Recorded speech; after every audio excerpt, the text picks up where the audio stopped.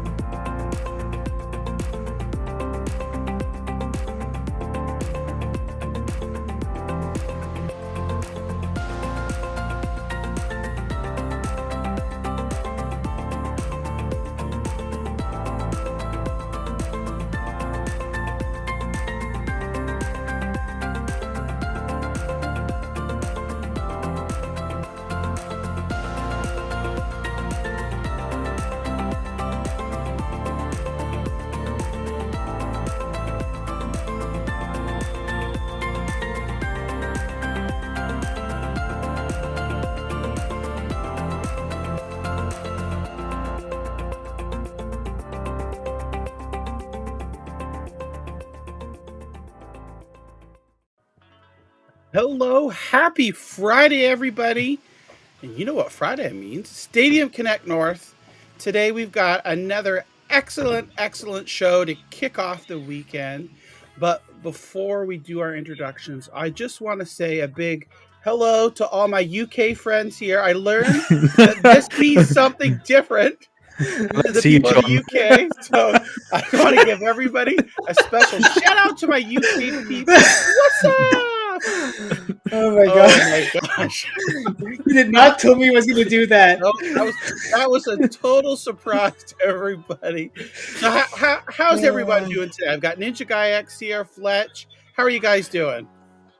Doing good. Thank you, John. It's very calm and peaceful here. We have some snow, but it's not windy, so it's a very, soothing snow. Very fun. I'm on vacation this week, and very, I'm going to be very relaxed today. So yeah. Awesome. Good. So how you doing, Fletch? I'm doing well, thank you. Obviously, when I saw that the other day, I was like, "Oh, all right then." I had no idea. So for those that might be watching that don't know what I'm talking about, so I'm wearing the hoodie that I won. Scarlett had a competition, or like a raffle, basically. You could throw your name into the hat and win one of her many awesome Stadia inspired hoodies. This is the Founders Edition, and I was one of the winners. Myself and Joe had won. So I got this in the mail, and I was so happy to get it. And I took some pictures. Instead of doing the peace sign like that, I accidentally, and again, not knowing anything, I just, was like this. So I took the pictures, posted it, and Vivi was like, tweeted and said, "Why are you swearing at us?" And I'm like, what do you mean? I had no clue. Well, come to find out, I found out that it's equivalent, or somewhat in the same manner as like the middle finger and whatnot. So I was like, oh my gosh, I felt so embarrassed. Yeah. So I said to Vivi, I said, do you think it would be okay, because I don't want to offend anybody, kind of just be like tongue in cheek, as we always are here, could I open the show on Friday with that?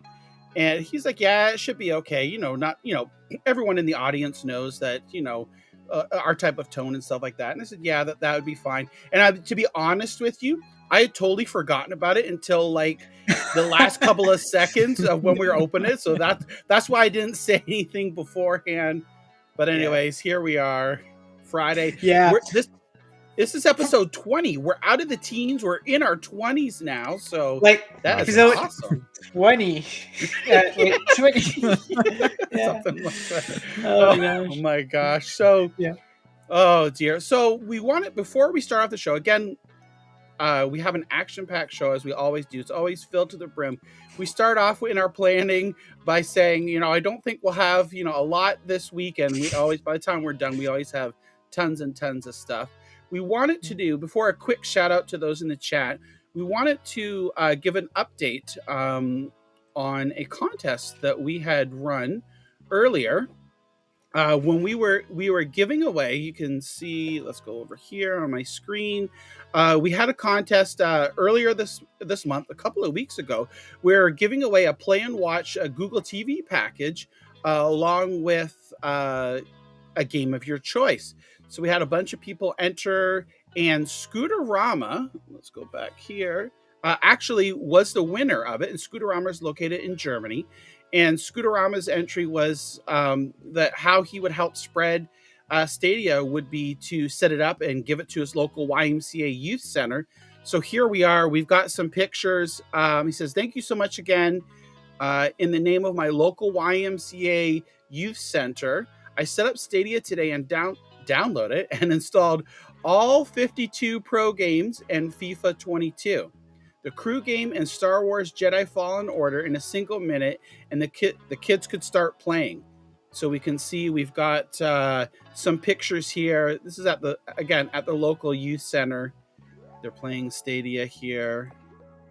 Nice. It's just so awesome, really to see, and they're on the computer as well. So we wanted to give a shout out and an update to those, because we thought that was totally awesome, and being able to see that in action and out there in the wild, so to speak, was just amazing. So big shout out to Scooterama, and we could see all the kids enjoying it there at the YMCA Youth Center. So yeah, definitely pretty cool. Yeah. So I could see here in the chat already. Oh, we've got let's see, who do we have? We've got Granite. Happy Friday. Rebellica, good afternoon. And Rebellica, as of late, has been into crocheting, I believe. Some Lumote. I think that's how you pronounce it. Plushies there. So we don't have anything to share quite yet on that, but maybe we'll get together with Rebellica, get some pictures. I know she shared some in the Discord. Maybe next week we could share those on the show. I see Metal Wolf is here, our good Canadian friend. My favorite spelt wrong, Metal Wolf, spanking for you. Part of today's show so far was my ugly face on the opening slide. Oh my gosh, that's awesome. Here, Miss T22, Robert, Crow, PyCon Fusion, SPG in his house. Here we go. What else? Boy, tons and tons of people. I can't see. Zarena's here as well. Squids is here. Rock is here. Happy Friday, chaps. And again, a special shout out to Rock for our awesome intro that he put together for us here. Who else do we see? Zero Games for Me is here. And plop, Vivi is here. always keeps the chat nice and lively. And wow, last week was how I get another one. Yeah. Lukey 6 is here. Jamie Reed is back. Thanks so much, Jamie, for coming back here. Wow, tons and tons of people. It is so awesome. So in today's show, we are going to start out talking with the news here, as we always do. And then sometime in the show, we're also going to have something of a challenge, I think. I don't know, NinjaGuy, maybe you could elaborate on that, or... Yeah, definitely. So on Twitter, I've put on a challenge. So we have a Cyberpunk 2077 key to give away today. But there's a catch. You'll have to beat me on a game of Gunsport. So a Gunsport is like this kind of cyberpunk environment, which kind of fits the type of game. And it's kind of a like volleyball futuristic, game. Anyway, so what you'll have to do is, what we'll be doing is I'm going to go in online mode 1v1, and I'm going to search. And whoever gets in the game first is the person that I'm going to challenge. And that's how it's going to work. So if you win, you get the key. And if not, then it's on to the next player to try to win this. So good luck to anyone who wants to try the challenge. And very exciting to see if someone will get the key.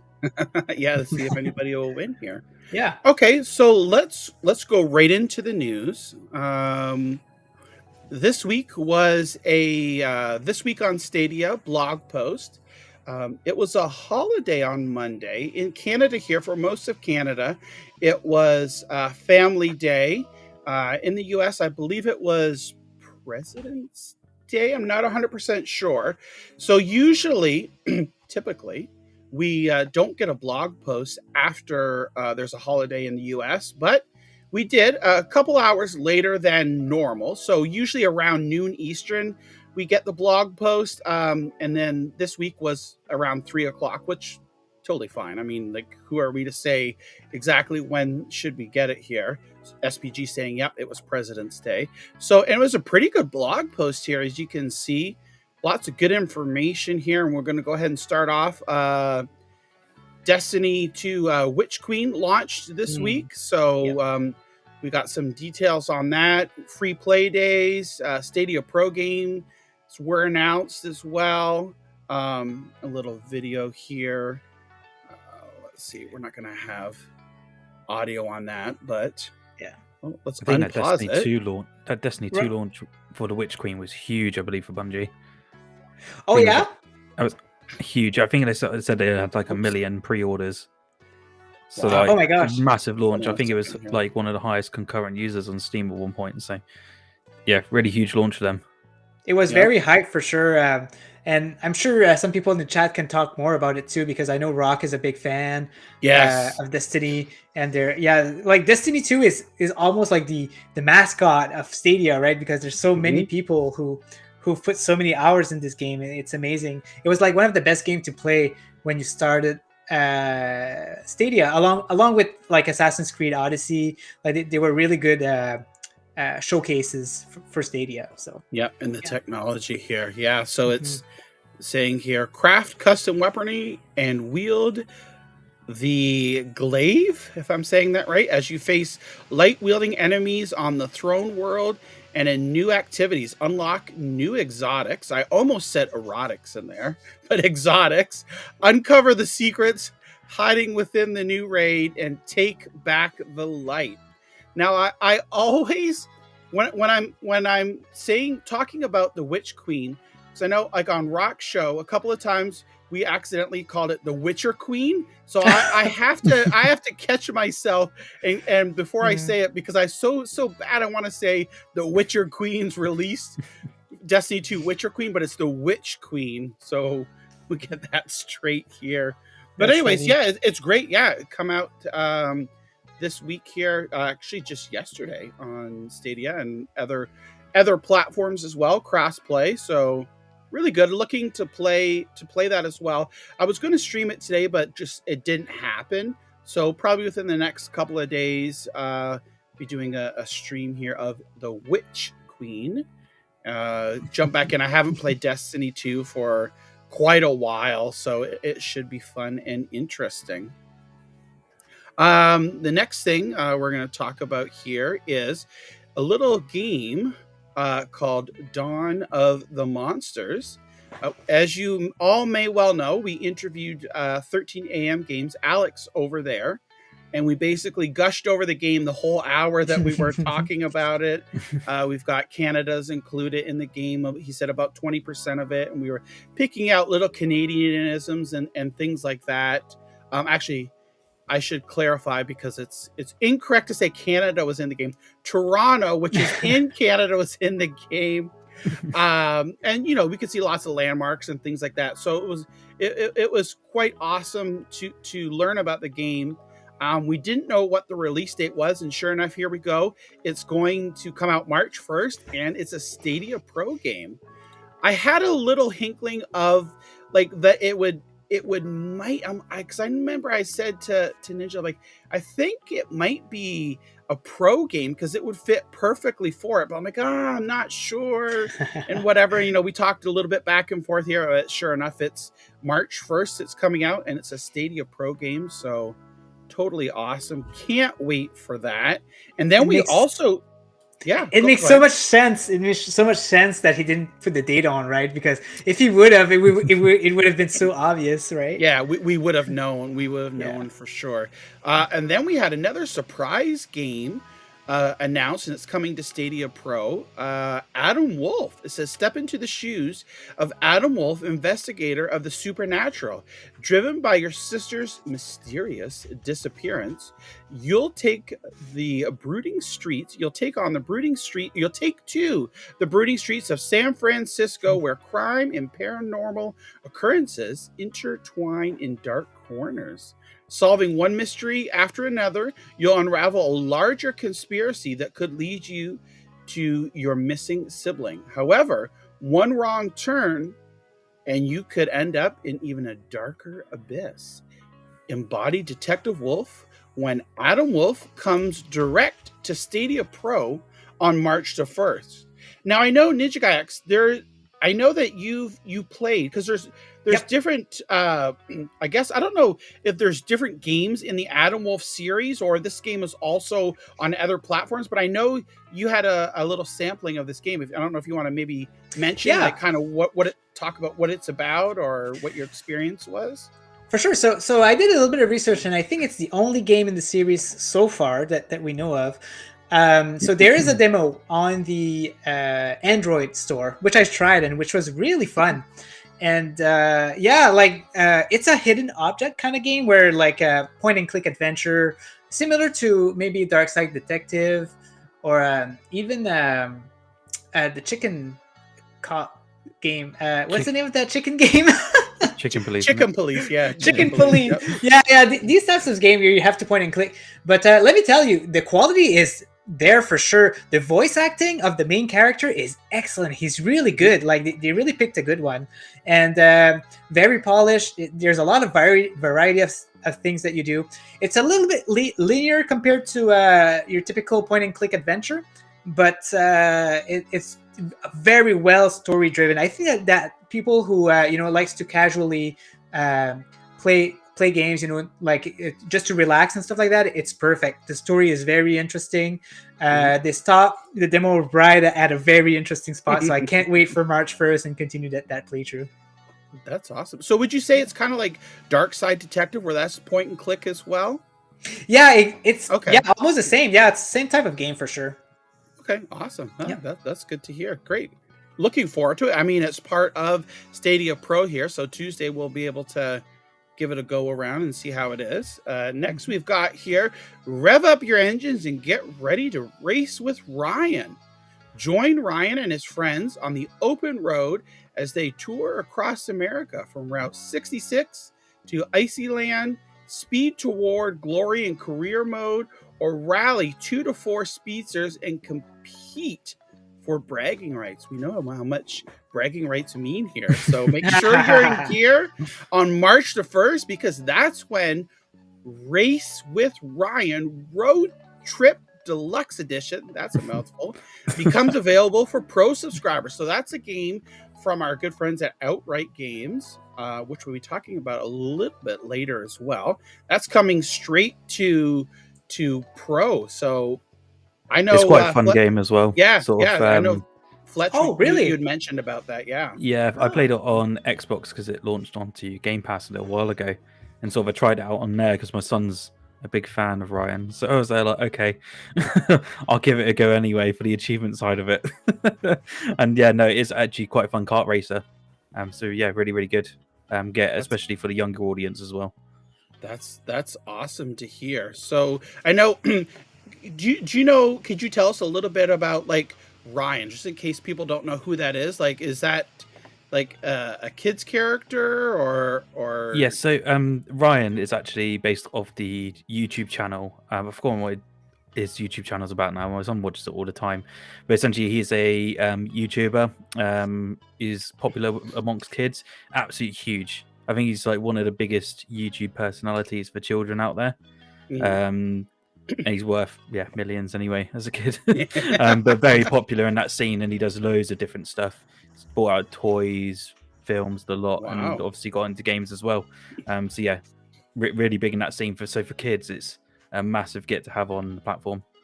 That's awesome. That's good to hear, and that's what Outright Games does the best, is bring those family-oriented games over to Stadia. So it's really awesome to hear.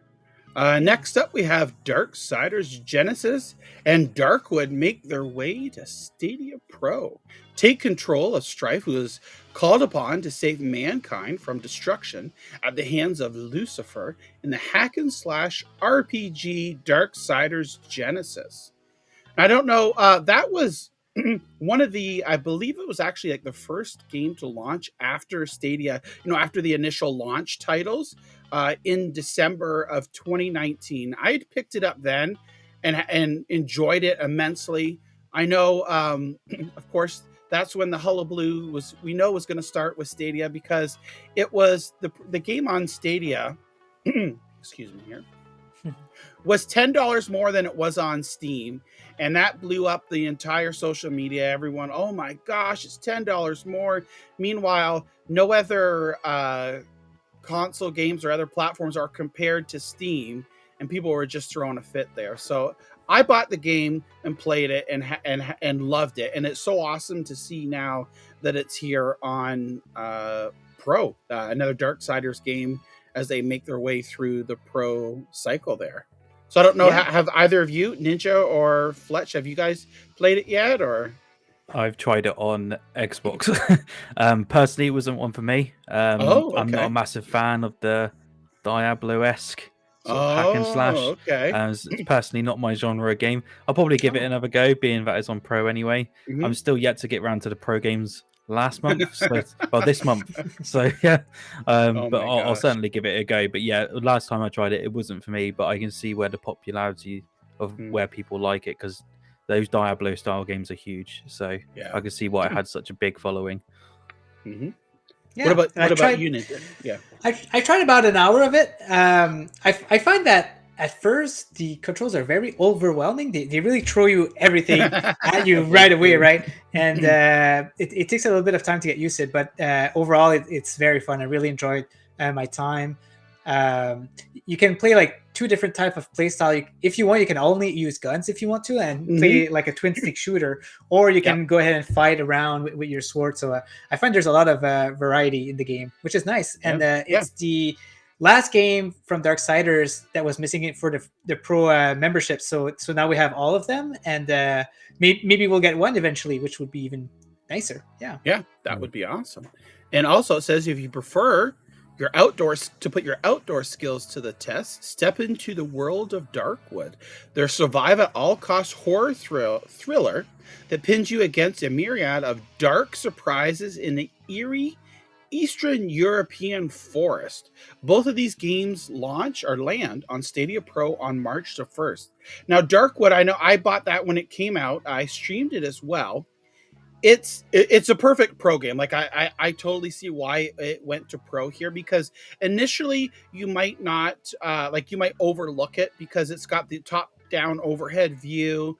It's not like a high definition graphics or some beautiful type game, but the atmosphere is absolutely eerie, and the content of the game itself and what goes on in it is just like, it's really like, if you love horror games and like to be scared, definitely check out Darkwood, because you will be scared. Make sure to wear headphones when you play it, for sure, because it's a pretty scary game. The sounds and I don't get why people like horror games. I can't do it. Like, why do you want to put yourself through being scared? Like, I don't understand it.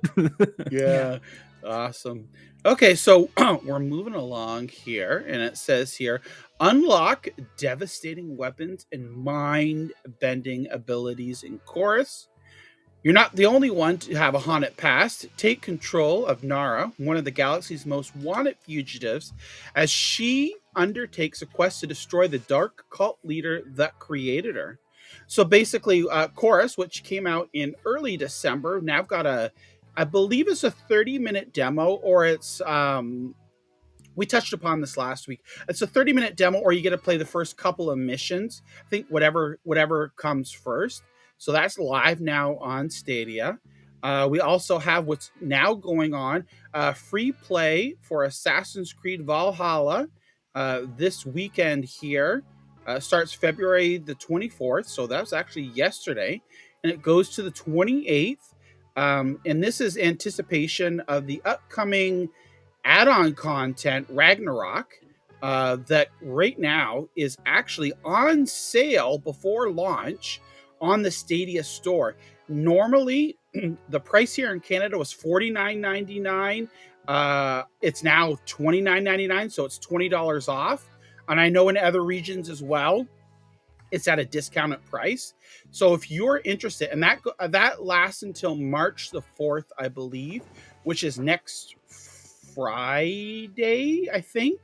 If you're at all interested in the Ragnarok expansion, which is like an entirely new game, I'd highly recommend doing the pre-order now with the $20 off, because it's going to go back up to full price here on the 4th, after the 4th of March.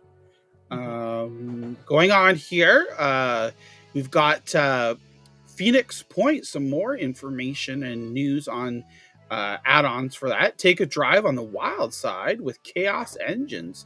The vehicular-focused add-on content features a brand new vehicle, the Chaos Buggy, and tons of vehicle customizations.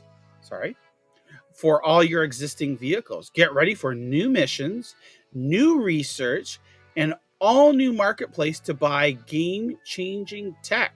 This add-on content is coming to Phoenix Point on March the 1st. And finally here to, actually, no, there's one more bit of information here, but this is pretty big news. Lots of people have been waiting to find out about this. The Sky Climbers, let me get the video going here, alpha teaser coming soon to Stadia. This was a game that originally wasn't coming to Stadia here, and the community stepped up, of course, as always, made ourselves vocal and helped support this game to make it possible. And it's now a platform. Stadia is coming here, and we're going to learn here just a little bit. Let me see. Yep, it's your third one. Here. Yeah, there you go. Yep, here we go. After more internal testing, we're aiming for a May alpha release window for Sky Climbers on Stadia. There's also going to be a Q&A hosted on the official Stadia Discord server before alpha. So watch out for that. This is awesome. It says early access is still planned for November 22nd, 2022. So we've got the alpha and then early access later on in the year. Yeah, very exciting to see that we're finally we're on the year where we're gonna finally be able to play Sky Climbers, which is very exciting. Can't wait to see what it's all about. I still envy all of you that have backed it, because I won't have access to it, and that makes me sad. That's true. Oh man. And we're going to touch upon a little more on this a little bit later here, but we're talking about Rainbow Six Siege Year 7 Season 1 content. There's all new character, map. We'll go into a little bit of detail here for in a little bit here. And then finally, for this week on Stadia Post, it says, don't miss your chance to catch these February deals. February might be almost over, but this month's deals are still going strong. Save on games like Cyberpunk 2077. Back in time. Yeah, back in time, right? Which you can win here. Rainbow Six Extraction and more. And as always, there are bonus savings for pro members as well. So a plethora of items that are on sale. Like, really, there's too much to go through on the show here live, but lots and lots for everyone to take a look at. And we gotta at least mention that Just Dance is on special, right? Just Dance 2021 and 2022. So guys, get them if you want to them buy now. Yeah, exactly. Yeah. Otherwise they'll leave forever. Yeah, because Ninja, you had found out there that Just Dance 2020 has been delisted from not only the Stadia store but other stores as well. So it seems like, and I never really paid attention to it, maybe after a couple of years they'll delist the older versions, just kind of probably to force you to buy at least last year or the current year's version of I the reckon if game it's here. to do with licensing as well, of songs that were on there at the time, it's probably Yeah, or coming to the end. contracts, you know. Yeah. It's hard to tell. But yeah, out of fear of missing out, I just bought 2021 like this week because I don't want to miss out on it, right? Whenever I have a chance to play it with Maurice, I want to make sure that I have it. So I went ahead and bought it. We need to get that Maurice back on the show here. It's been a while. So I don't I know agree. if you can maybe talk to him, and at some point in the future here, we could get Maurice back on, because it seemed to be quite popular, especially with the ladies on the chat there. Exactly. Like, he's very busy with the ladies recently. He even hired an agency. So I think I'm going to have to contact his agency for him to get on here. So. Well, whatever it takes to get him on the show, we can blow the budget. It doesn't matter. Maurice is worth it. So yeah, exactly. We'll pay. Okay. And so also with new games coming to Pro, there is games that are leaving Pro as well. So make sure, if you haven't already claimed these games, claim them, because after, when it comes March the 1st, they'll no longer be in Pro, so you won't be able to claim them. And for those that have already claimed them, as always, you'll be able to still play them with your Stadia Pro subscription. What wasn't announced, so we know that there was a couple of games here. Cosmic Star Heroine wasn't announced that it was leaving Stadia Pro. And if you go into the Stadia store and you take a look, leaving Stadia Pro soon, Cosmic Star Heroine is listed as one of those games. And I know, Fletch, you had mentioned something about Cosmic Star Heroine had only been in Pro for a month. Yeah, it's only been this month. It came in this month. So it came in with Life is Strange and all of that. And sort of leaving at the end of the month. So it's only been a 1 month deal, which is relatively quick for a pro game. Yeah, I don't think we've seen a pro game been this quick for a while. I know there was one back last year around June time that went in for a month, but this is the first time that I've seen it this quick anyway. Yeah, jeez.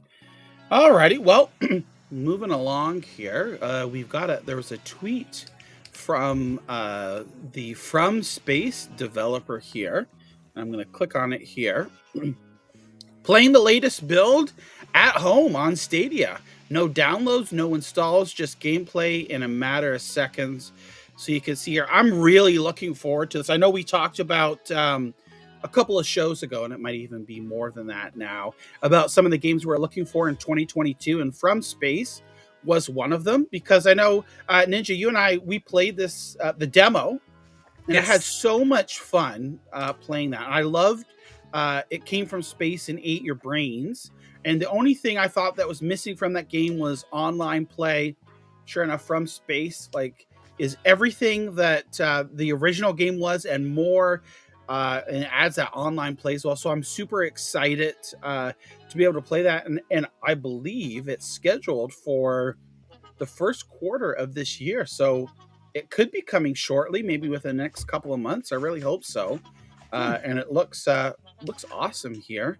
We know we had people from the community asking, even they mentioned us here, are you using the latest tester login account? I saw an interview with one of the engineers, and it looks convenient and useful. And the future is coming. And they responded with, we have dev accounts. They probably work in a similar way, but we can choose the build we want to test. And we've chosen to keep it in sync with other platforms. So that's awesome to see in here. This was on a Sunday that they tweeted this out. So it's great. I love that. So I'm really looking forward to From Space, and hopefully we'll see it here in a couple of months. Yeah, looking forward to it for sure. Yep. Okay, so here is our Rainbow Six Siege Season 7 Year 1. I believe that's what it is. There it is. Rainbow Six Siege is the first season of Year 7 with our new character here, Demon, I can't pronounce it. Our newest operator joins Rainbow with an extensive background ranging from motorized Tokyo police officer to being a bodyguard in the private sector. Focused and determined beyond all doubt, she will bring her skills forward in the defense of her teammates. Her move will bring a unique twist to the battlefield. read the patch notes below. So let's actually take a look here at the gameplay trailer first. Okay. And actually, we're gonna move. A 27-minute trailer. There you go, guys. Yeah. Get your popcorns. Oh my gosh. Well, Yeah. okay. So we're not gonna take a look at the trailer here. I But it's exciting. apologize. Hopefully, we'll see her also in Extraction at some point because I'm more invested in Extraction lately. So Yeah. that's Yeah. what I I'm think most excited for. I think with this update, which is quite cool, they're adding like sort of permanent team deathmatch, which Mhm. is really cool. Oh, So it's just a few extra quality of life improvements which are adding in there. So really good is what Siege players have wanted for a while. Yes. So it's good that they're finally just sort of adding it and keeping it there, which is Yeah, really that's good. cool. That's Yeah. awesome. Yeah, you can see here deathmatch playlist, and it gives you the rules and the gameplay on that as well.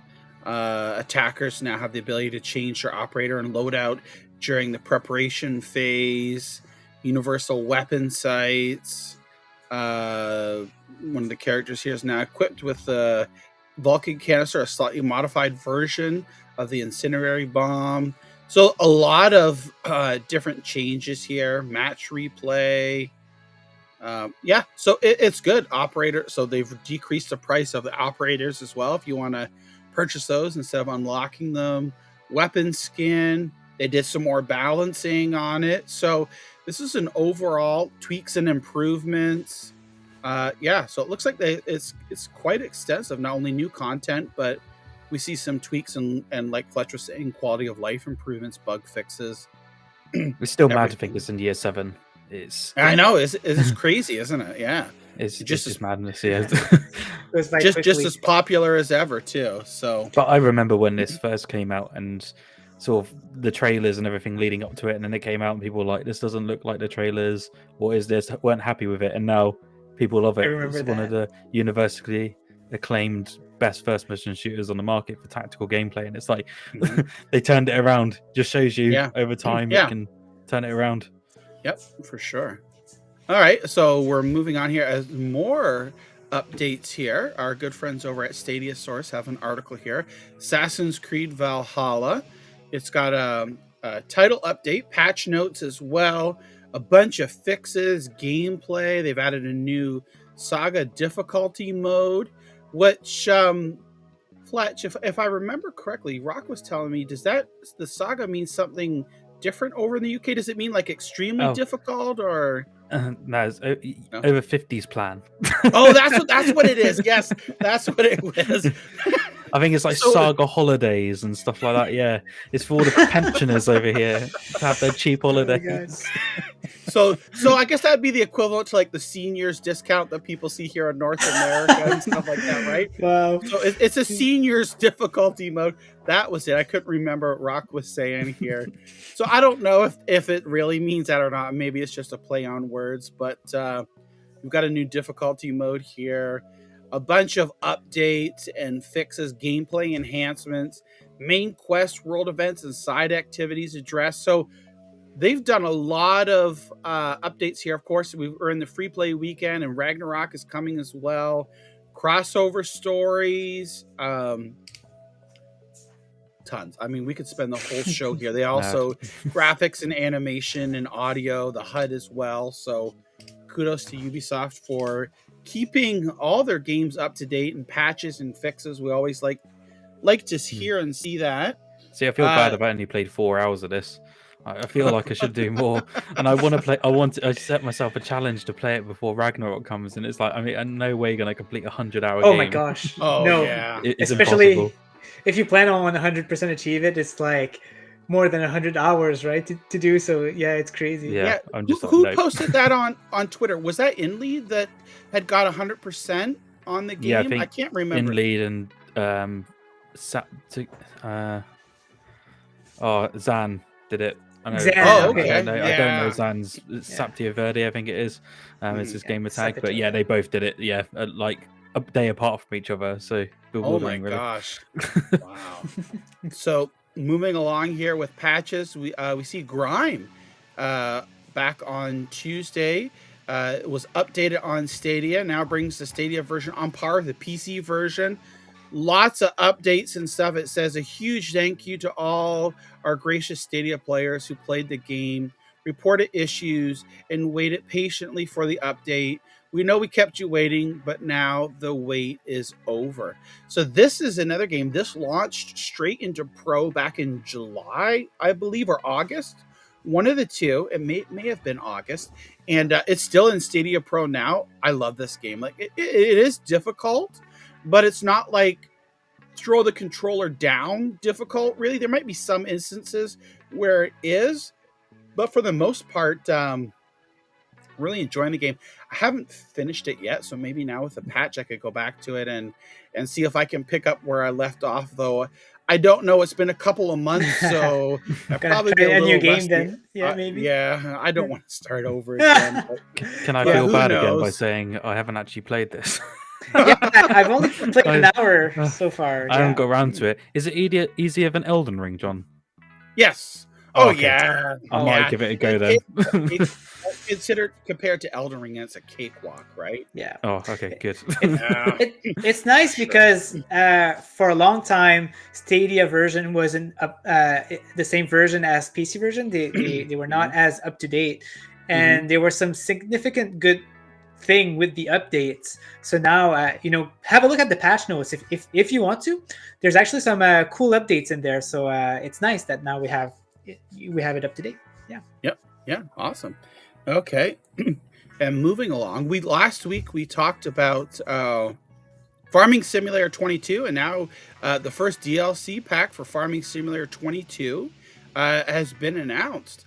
Compact and versatile tractors for lush and beautiful vineyards. So I know we've mentioned a couple of times about Farming Simulator, how it's actually quite popular. There's even esport around it as well. So this is, talking about here. It's coming out March 22nd. And on Stadia, we don't get the season pass. So this will be something that you can purchase separately on Stadia. Again, it's just more content for this here. It's talking about more machinery for grapes and olives. With this pack, it emphasizes grapes and olives, two of the new crops in Farming Simulator 22. Specialized equipment from Italy. So, hey, maybe you can do like a dual stream of like 100 days and Farming Simulator 22, right? Yeah. With this DLC installed here. So again, all for the Farming Simulator fans here, more content coming to the game here, and it says there's even more to come. So fans have a lot to look forward to. I do just want to note as well with Farming Simulator 22, it has recently just been patched on Stadia as well, with bug fixes. I know that some people are complaining about sort of freezing or a bit of graphical bugs here and there, and it has been recently updated, and that's from the developer themselves. So it's done on their end. They just didn't announce an update. But it has been done. So if anyone's playing on it and never had any issues, that they should be rectified now. So Awesome. all good. That's good. That's good to hear. So are you a fan of Farming Simulator, Fletch? I've wanted to play it. I've played a few simulator again. I played that mowing simulator, that lawn mowing one. That was relaxing. But no, I am interested in trying it out, but I don't know.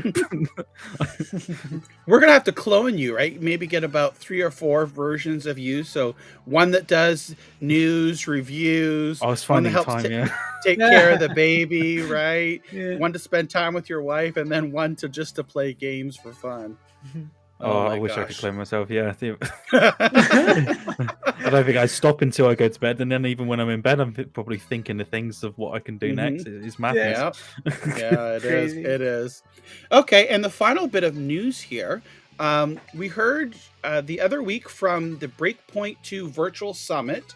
Ryan, who's a product manager from Stadia, was on there. I streamed his session along with a Q&A session that he was part of a panel. He had mentioned that there's going to be some Stadia-related stuff at the upcoming Google for Games Developer Summit. And at that time, they just said in about 6 weeks. I looked for it after he mentioned that there was no information on it. And sure enough, we've got, it was announced here. It's going to happen on March the 15th.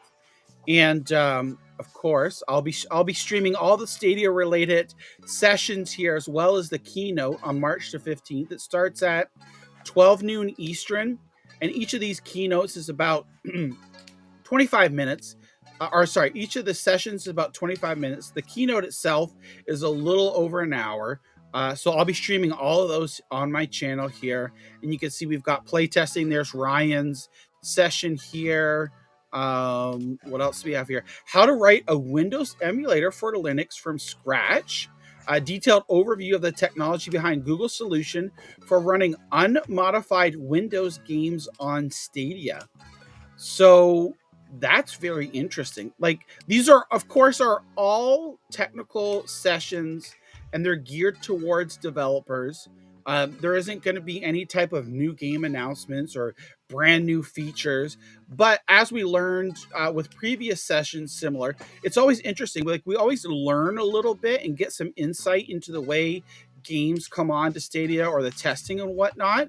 So this is awesome. Like, because if you can get unmodified Windows games running on Stadia, it would just make bringing games over that much easier.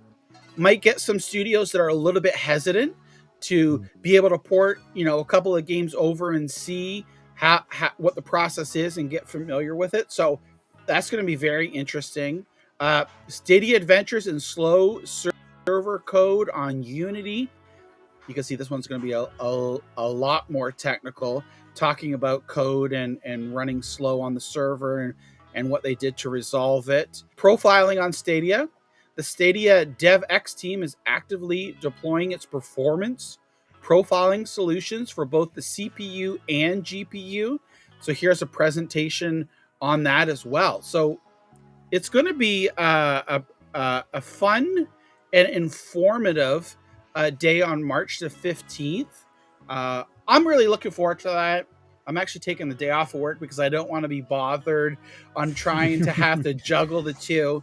And, that's just the nerd in me that's really like insight, like really wants to find out this information, even if I might not understand 50 or 75% of it. At least, it helps give me that insight and appreciation for the developers and the games and hindsight of what it takes to bring games over to Stadia.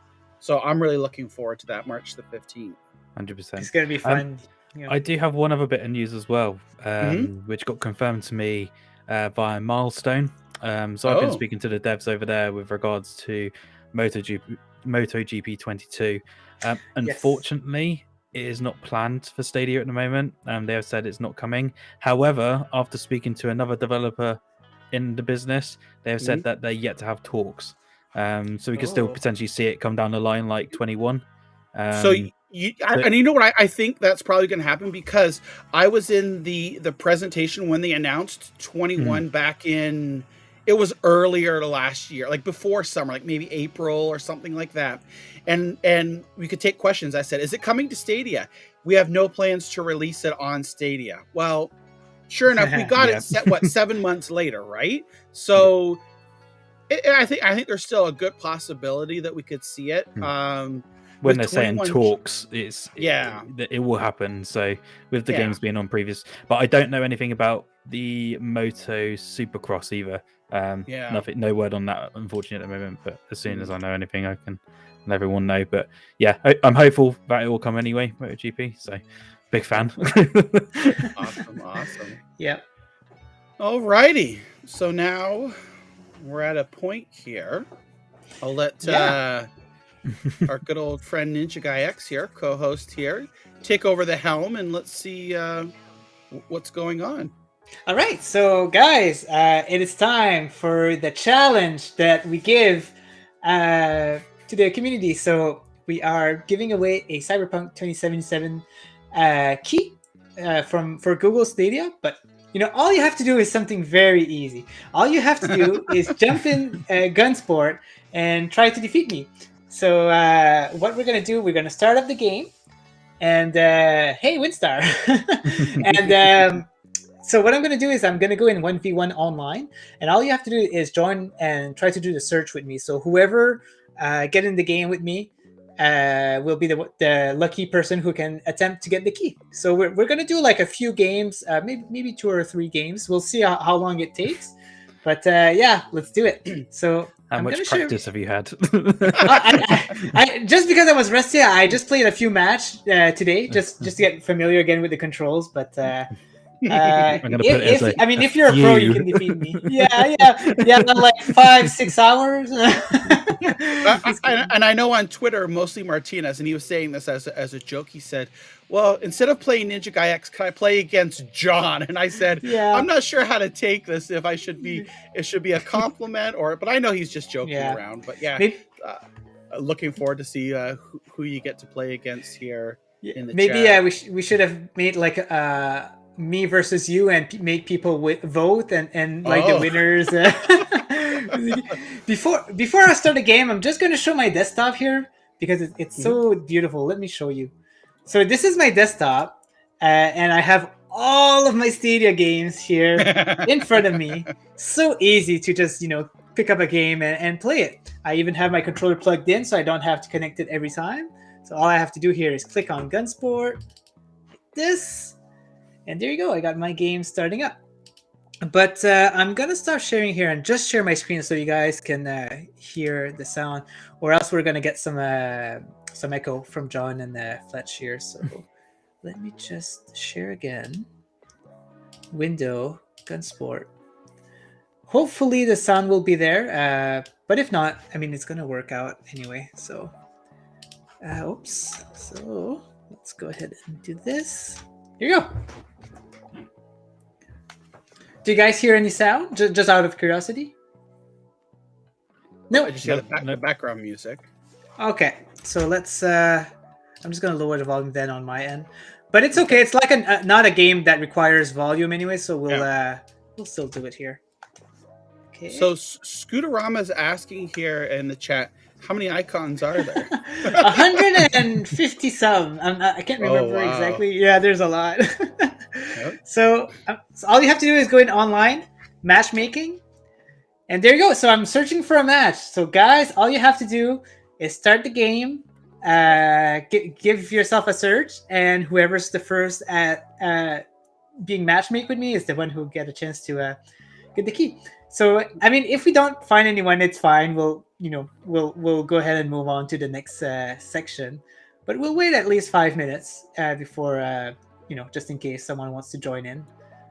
So anybody in the chat there, if you want your chance to win Cyberpunk 2077 on Stadia, all you need to do is go ahead, play against NinjaGuy X here, and if you win, the key is yours.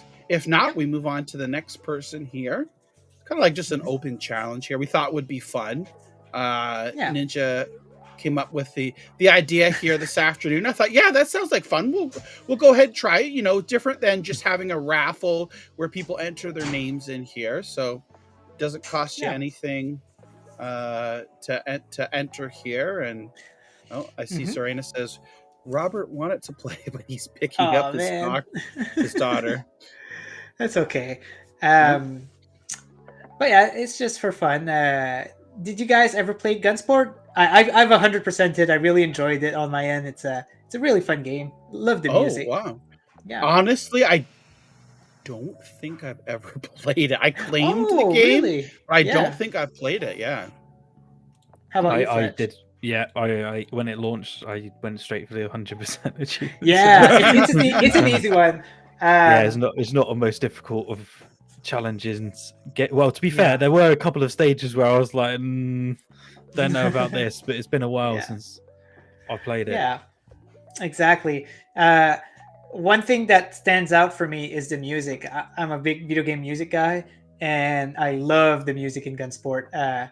Sometimes I do my exercise. I know it's weird, but I put the game on pause and I just listen to the music while training. So it's just that kind of fun music to listen to. So we got one contender, which is Scooterama. Scooterama, he's booting up for the second time ever here. So if he's able to sneak away a win, that will be impressive. We'll see. Yeah. Scooterama is really good, especially in racing game. Oh my gosh. I've played with him on on the crew too. And actually, that's how I met him. I met him on Penguins and Friend, which Original Penguins hosts used to host. And it was so nice talking to him. He gave us some tips in the crew too. And oh my gosh, he was so good. I think he was like a few minutes far further than me when I played against him, which was pretty crazy. So let's see here. Scooterama's booting it up here. Yeah, let's have a look. And we'll see how our first challenge. Yeah, maybe this is. I'll have to try this game too. Yeah. I want to throw my hat into the ring. Oh, there we go. Fletch is throwing Got it. Fletch coming So in. it's whoever gets in there first will have the first shot at it here. Yep, exactly. Just a heads up, online is there's a lot of Temperamental. latency. Yeah, so it's Uh-oh. very I think takes a it's while. me. Is it? Let's have a look. I Wait, I don't get to choose my characters? What? don't know what side I'm on. What side am I? Oh, wait, Is where that am you? Okay. I can't remember. What side Oh I'm my gosh, this is so hard. Oh my gosh, this is funny. Oh man, I keep missing. So No! what's the objective of this here for? So on. it's like Yeah, so I'll let Ninja explain because I get confused by it sometimes as well. okay, so it's kind of like volleyball. You have to get the ball into the onto the other side. Mhm. Red gives you 5 points, and green gives you Oh. only 1 point. So, Okay. and oh man, every time the ball passes the net, it gives an extra point. Like it stacks points for later, basically. Oh, okay. Yeah. So see now, ball point says 1. If it passes my Wow. net, it's gonna say +2, and if it passes Fletcher's net, it's gonna say plus. Oh man, Okay. same thing. It's gonna pass again. But usually you can choose between playing the goalkeeper or Yeah, an attacker, but we're both goalkeepers. that was Oh. weird. Yeah. So how many can you have like 2v2 or? Yeah, there's 2v2, yeah. Okay. Man, that special is not good. the Fletch has win. 1. Yeah. Hand I for won't the take win. it just in case Scooterama's doing it, but Okay. Let's just to be fair. All right, let's go 1v1. Oh wait, that's new. Wait, what's happening? So online, there you go. 1v1. Oh, look at that Look at already. that. There you go. Right in. Scooterama's waiting for you. Yeah. Is it Scooterama? Do we see who it is? It doesn't tell you, right? It doesn't. Or does it? I haven't thought of that. Hopefully it does. It doesn't. Hopefully, let us know, Scooterama. If I'm on that side. Okay. Okay, so which one are you, Ninja? Are you the guy or the girl? I'm the girl this time. Yeah. Oh, okay. Oh my gosh, it's so hard. Ugh. Because I'm used to be the attacker, and now I'm the defender, so it's not the same at all. Oh my gosh. But It's in this very one, you've got stressful. like the red gives you more points than the orange than the green. Yeah, Because, exactly. All about placement, and down the bottom, as the more points that you get, the Mhm. closer sort of the net Ah. goes towards you. So it becomes a lot harder. Yeah. Well, today I've learned that I'm not that good at the game. Oh my gosh. Come on. You can shoot Okay. twice with this person. Oh, I didn't know that. That helps a little bit. I think you have your special power as well, but I forgot how to activate that. Yeah, I should Not gonna probably lie. activate that, eh? Let me do that. I don't know what it does, though. Let me check. Oh. Well, that there didn't we help. go. What is that? Ugh. Oh, man. Is there a tutorial for the game that helps like when you first start out or? Yes, there is. Okay, good, Yeah. good. Use the superpower, it doesn't work. Yeah. The tutorial will tell you that the superpowers are good, but I don't know about that. The attacker's superpowers are really good. The Yeah, they goalkeepers are. all... There's like the Congo guys. Oh yeah, She has like a yo-yo, and I always use it. the Republic of China ones as well. Really, really good. They're Yeah? really good players. What's that? Do you remember the superpowers? Crap. I know Oh. about the one that I was using. I can't remember what it is. It turns it into like a laser beam. so it becomes really difficult to Oh my gosh. score anything against. What I like about the yo-yo, is that it stays there for a while, so like it kind of defends your spot, and like it stays there so they can shoot as much as they like, but they're never gonna bring it over if they aim it at the near the yo-yo, basically. Okay. Okay, so Ninja, you have 22, is that right? Yes. Okay. Oh my gosh, I have so- 22. I have to be careful because he's gonna So win. Scooterama, yeah, 3 more points. The Scooterama's. Oh, I Yeah. can't believe that didn't go in. Oh, I think I won. Oh my gosh. That was so close. At the death. Good game, Scooterama. All right, let's see if there's any other contenders. At the But death. I that wish we could was- see their names. Yeah, that's so strange. Yeah. They don't include it. Let's wait another 3 minutes, Okay. and we'll end it there. But yeah, it was close, man. Oh my gosh, it's really hard. They've definitely improved the latency in the games. They did? Okay. Say that. Yeah, sort of my side, it felt a lot better. Is it used to be that when you're in different location country-wise, it used to have quite a large amount of latency. So they definitely Oh. improved that. I felt none whatsoever. That's So good. obviously that online side's doing well now, which is always Yeah, nice to see. It's definitely playable, but it must have improved after I've played before I start playing it, because I don't think I've seen a difference between then and now. But I've only started playing it like sometime last year, so yeah. Well, let's see. 2 more minutes. Yeah, I'm enjoying the See. music. Too bad that you guys can't. Yeah. For anyone that wants to join in here, try and beat NinjaGuy. It's like Wanna Beat Bobby copy Flay. I don't know if you guys Yeah. watched that show. Yeah. Whoops. Let me get back in there. Yeah, Beat Bobby Flay. That's like I don't know if it's only here, but it's like a cook show where they have to make better food than Bobby Flay, which is like a professional chef. Chef, yeah. Yeah. Yeah, never heard of that over here. Oh, okay. Yeah. What? You never heard of that?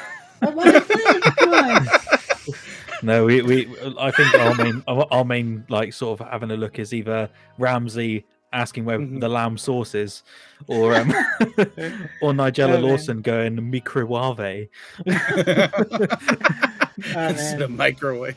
Yeah, microwave. The microwave. Oh my gosh.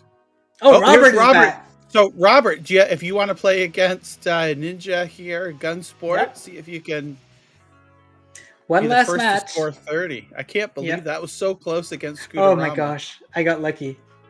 I was like, at the end, I was like, I can't lose, because I knew that if he was getting it in, he was going to win. Hulk can't lose, must win. And then you Yeah. got like 10 or some odd plus points. Like you blew past 30. Yeah, I think exactly. it's every time the ball bounces, you get an extra point. No, on the it's score every as well. time it goes on the other side of the net. Oh, other side. So, Okay, yeah. Yeah, so every time it goes on the net, yeah. Miguelia bites. Good old Nigella. Oh, Nigella. Oh, Robert says Oh, he doesn't have guns guns for it. Oh, no. Oh, okay. When did well, Gunsport leave pro? It was quite a while ago now, wasn't it? It was was it a year and a half ago it came into pro? It was like June, wasn't it? In 2020, I Yeah. believe it was. It was quite in a while ago. 2021 because I was able to claim Oh, it. 2021. Yeah, and I only started playing Stadia last year. Hmm. The longer the ball gets over the net, the more points the ball is worth. That makes sense. Yeah. All right, so yeah, it's been 3 minutes. I closed the game by mistake just 1 minute ago. So it's been 3 minutes, but it's all good. It's all good. Mhm. So guys, since there hasn't been any winners, well, I mean, but Fudge did not win, right? Yeah. No, it was just a warm up. Yeah, exactly. Just a warm up. But because of that, we're gonna go ahead and open the raffle. To be fair, and So we're gonna open a raffle to the chat, and we'll pick someone at the end of the show. So, and I'll get that raffle up and running here. We're gonna have a community interview here. I'll let you introduce that, but while that's getting set up here, I'm going to get the bot ready, and then we'll see the bot advertised in there, and everyone can throw their name in the hat to see for a chance to win Cyberpunk 2077. Exactly. So good luck, everyone. But yes, we are now in the other section where we did a interview from a community member, and his name is Melizer. He's from the Netherlands. And yeah, he accepted to do an interview with me. A very nice guy. I've mentioned him a lot because I really like his stream. One of my favorite streamer, to be honest. He deserves a lot more praise than he have. He has like 2 to 3 viewers watching him, but I like this guy so much. But anyway, so I'm gonna go ahead and get that interview rolling, and hope you guys enjoy. Hey everyone, welcome to Stadium Connect North. Today we've got a special guest that we're interviewing from the community, and he's also a content creator. His name is Melizer. How are you doing, Melizer? Hey NinjaGuy, thanks for having me. Appreciate that a lot. Yeah, I'm doing great. How about you? Oh, I'm doing excellent. Yeah, it's a wonderful day. It's snowing, but it's a no wind, so it's very relaxing day. So yeah, me and Melizer knows each other from a while there. We go way back since last year. Yeah, but we've been talking a lot. Back. Yeah. Yeah, exactly. We've been talking a lot, and we know each other pretty much. But yeah, today is not about our relationship, but about Melizer in general. So let's go ahead and ask him some question. So Melizer, tell us who you are, your name, nickname, where you got your nickname, how you got into gaming, what's your favorite games over the last few years, or what are your all-time favorite games and such. Wait, you said it was only small questions and 15 minutes? We're gonna go. You want to know entire game? All of that right away. Okay. I will try to keep it short. But anyway, I'm already in my 40s, so I started gaming when I was a little kid on the Commodore actually. Games like Boulder Dash, and I remember a game with the ball that rolls down. That was the first games I played. And then we weren't allowed to get a console at home, but we did get an Amiga Commodore. So I played every game on Amiga 500, 1200. Wow. I remember games like Cannon Fodder, and I remember it was illegal at the time, but every month you got a CD with all the games that month, and I just played a lot of games. There was a lot of cool games that still ring back in my mind. So I always been gaming since a kid.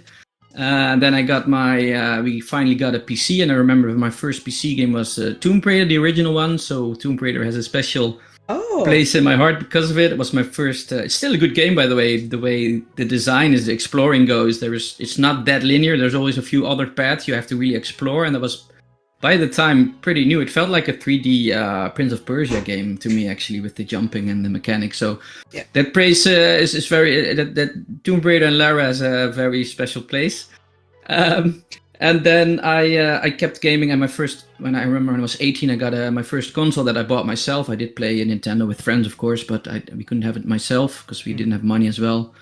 But I finally got I got to work. I got a job after my school, and then I remember I got my PlayStation 2, my first console at home, and then I remember the first game I think I played, and I even took off work back then, which was pretty, I guess, by that standards, by that time, if you took a week of work because playing a video game it was like, I don't know, that was frowned upon. At least that's how I felt it. But it was like, is a little bit for non-gamers, right? But I guess. But I mean, I know a lot of people that took a day off to play Elden Ring right now, and I totally understand. More people understand now. But anyway, I took that week off, and Final Fantasy. I remember this is one of my favorite games.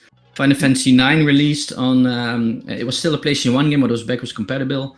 And I had 1 week to finish Final Fantasy 9, and I played it from start to finish in that week, and I just had a great time. I even remember crying at the end because the story was so romantic and so cool. So anyway, that's one of my favorite games, also because of nostalgia. Yes. So then I went to study medicine, but I also played a lot of games there. On the GameCube, I had a PlayStation 2. I played a lot. I played all the GTAs 100%. I played on the GameCube a lot. I loved the Zelda. Wind Waker is one of my favorite Zeldas because of that. So I always kept playing it on the side. I always enjoy gaming. I rather play games at night than I watch movies or a series. I think the medium is very cool.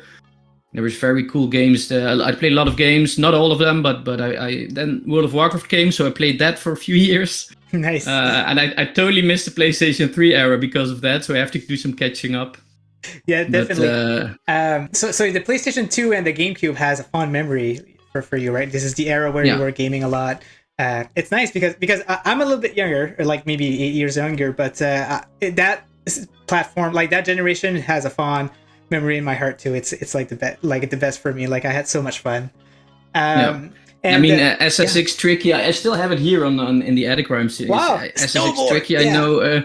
So good, and there were so many games. If you knew, I probably forget a few, but So those are. And then I went into. I remember World of Warcraft. That cost me a year of my studies easily because I got totally involved in vanilla and in TBC. Those were insane, and I like that we had 40 people. We don't know what happened. We just went into the dungeon with the diehards on the server who played the entire time, and we didn't know what's going to happen, and we ended up being the first alliance guild that killed Ragnarok. No way! So that was just Congrats. But there was just raiding 5 days a week, and then they got the 20-man dungeons in the weekends. It was just crazy. And if I look back, I had a good time, a lot of good memories, but it wasn't so healthy for too much time. Yeah, I know what you mean. You rush to get a sandwich, right? You eat super fast. You just got to do that raid, right? Like it's crazy time when you do. And then the fun part, the most memories come from the grinding outside of the dungeons, because we had to grind a Felwood, I believe it was. We had to grind those turnips. We grinded dragons. We grinded to get our main tank, the draconian shield. Everything comes back now. But that is what we did on the side. So you had the 4 or 5 nights raids, and then in the weekends or during the day you had the team, and it was just so. We even had a meetup. And a lot of people from Denmark there. We had a meetup. It was just such. I have so good memories. It was a time where you didn't have to. You didn't have to complete it. You were just doing it because you liked it, right? You were sitting you went to a beach to explore the beach, and you met someone else, and you would just sit there and had a good time. And it sadly the game changed because it catered more to casual and more to goal orientated, and I understand, and it's good that they did, but maybe let's not go into that much But that was a good time, and I had a lot of good time. Then I had a lot of busy with studies and work. But I always kept gaming, and then I got another console finally. Was the PlayStation 4, the Spider-Man version. So I got back into console gaming by that time. Nice. And then Spider-Man was good. I played the God of War. I played all the bangers from. Did you play Horizon Zero Dawn also? Yeah, exactly. Nice. Also that, and so that's why I got the collection edition from the second part lying here, and I actually want to play right now. But we're having this interview. We have Elden Ring, and damn. Right? Yeah, I'm gonna keep you for like an hour or two there, and so you can't play. Yeah, but anyway, long story short, I enjoy game. It's my hobby. It's my interest. I follow everything. I don't play everything, of course, because that's not possible. But so if to long story short, my favorite game of all time is maybe odd. I like adventure games most, open world adventure games. I think it's my favorite genre. I do like RPG, Final Fantasy Remakes, 7 Remake. I enjoyed very much, of course, because the original was also very cool. Yeah. But my favorite game of all time is still and will always be, for now, Nier Automata. And the reason for it is not because I can't spoil it, but it's story in a way that if you finally reach the final ending, because and if you finish the game the first time, it say, please come back to us, play it 2 or 3 more times, because you got to see the final ending. It's basically what the devs say. It's meant to be played again. Yeah. And I remember I put the game down. I was like, okay, this was fun. Combat is good, very responsive, very very cool game. But okay, I'm done after a playthrough. But I kept reading it. It always came up, and I was like, okay, why do people keep it up as the best game or best story? And at a certain night, I remember I came back to it and I played through it. Not at that night, but I started playing it again because I didn't have anyone else to play. And I got to the final ending, and afterwards I was just looking up on the internet, looking up on stories about what people thought about the ending, and I just got so excited because it tells a story that can only be done in video games, and it gets philosophical in a way that that you actually start to think about, okay, what have I done? Why have I played? And you get so messed up, yeah, and it's so good, and it's I would recommend play the game, play through the final ending. It breaks the fourth, and I don't know how many walls it breaks. Yeah, okay, I cannot. Yeah, it's hard not to spoil, but it's in a way that if you finally understand what the game tried to do and what it did, no other game. All the other games are very cool. I love Bloodborne. It's in my top 5 as well. I played it 2 years ago from start to finish to the platinum. I loved it. It's so good. It's an insanely great game. But in the end, it is a story, and it's a good story, and it has very much mystic around it, and it's great, and it's awesome. But Nier Automata just takes it then that extra step, and I haven't seen it, and it still blows my mind. So that's just don't play Nier Automata and play it till the final ending. You will not regret it at all. I haven't played it yet because I want to play the series in order, starting with Drakengard. But Drakengard is so boring. It's such a bad game. But I just want to push it through and go through it. But anyway, so what got you into Stadia? When did you start hearing about Stadia, and what piqued your interest in it? Actually, due to a colleague, I met a colleague of mine on the office, and he was also a gamer, so that connects. We also did CrossFit together. At least you speak. If you're a gamer, you speak the same language, right? Other people are like, "What are you talking about? Yeah. Elden Ring? Why are you excited?" Well, fuck yeah. Anyway, sorry. Yeah. Everyone who knows that, if maybe it's not your type of game, but you know why people are excited, right? Because they always deliver anyway. But you speak the same language, so that instantly connects, and you can talk about everything, and he understands. He's more of a shooter guy. He plays Warzone with friends, and FIFA, of course. Those are not my favorite games, but he likes those a lot. So, but you have a connection, right? So we got talking about, and that was by the time that also Stadia got announced, actually.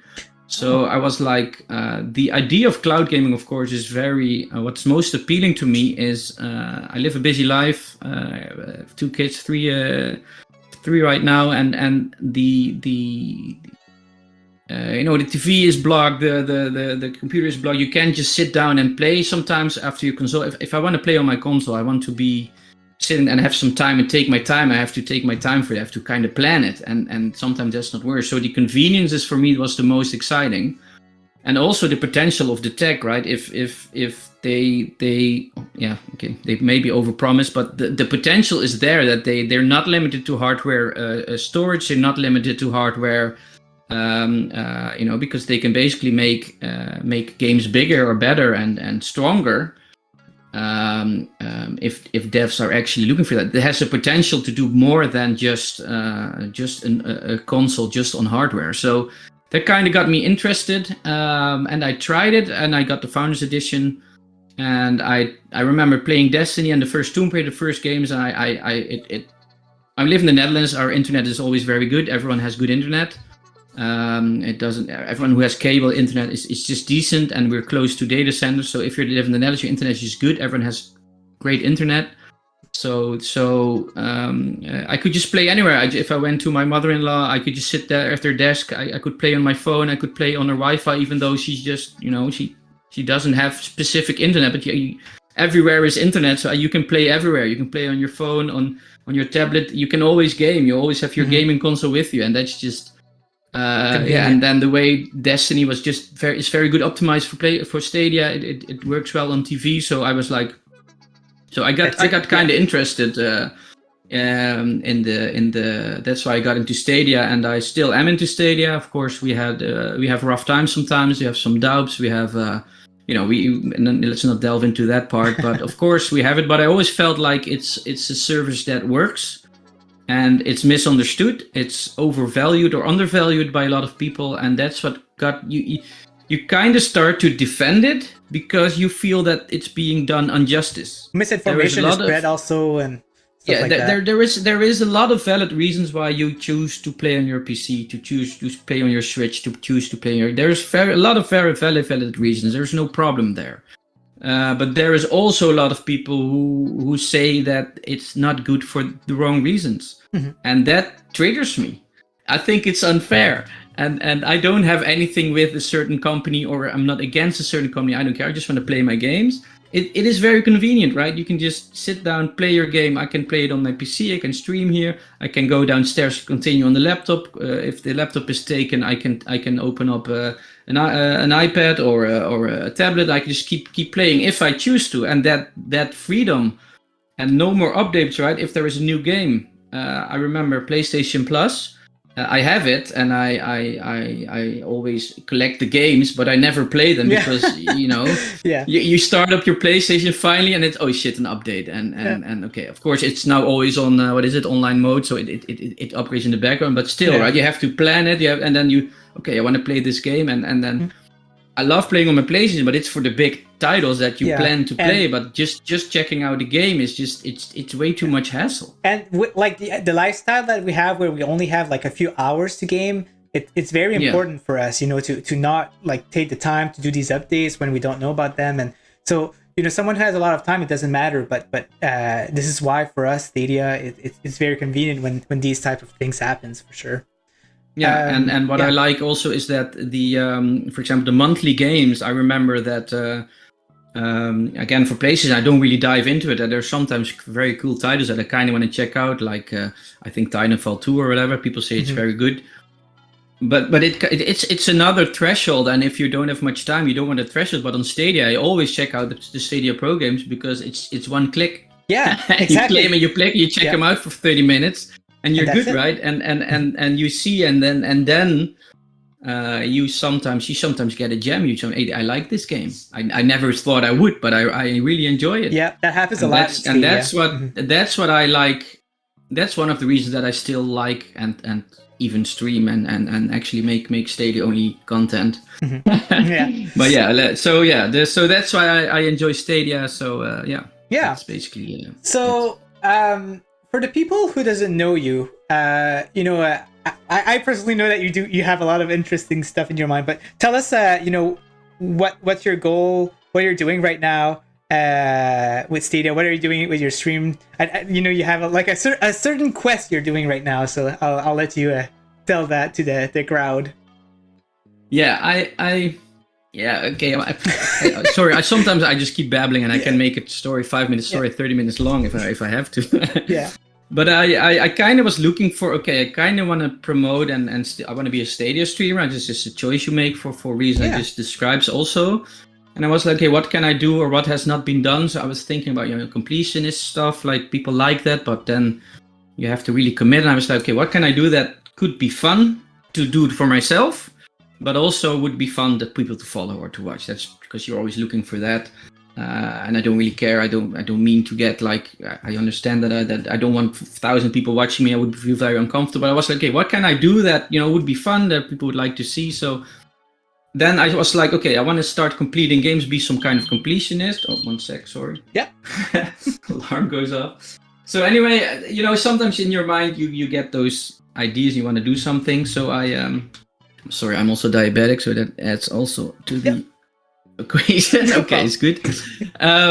So long story short, I was like, okay, I want to kind of start to make to completion, but then I don't want to do I just want to start alphabetically. I don't know why, but I just wanted to start with why not, because it kind of forces you to sometimes play games that you don't like or that you dislike or that are you not interested in if you don't know what's going to happen, because it kind of forces you to get out of your comfort zone a little bit, but also you could get yourself open for surprises.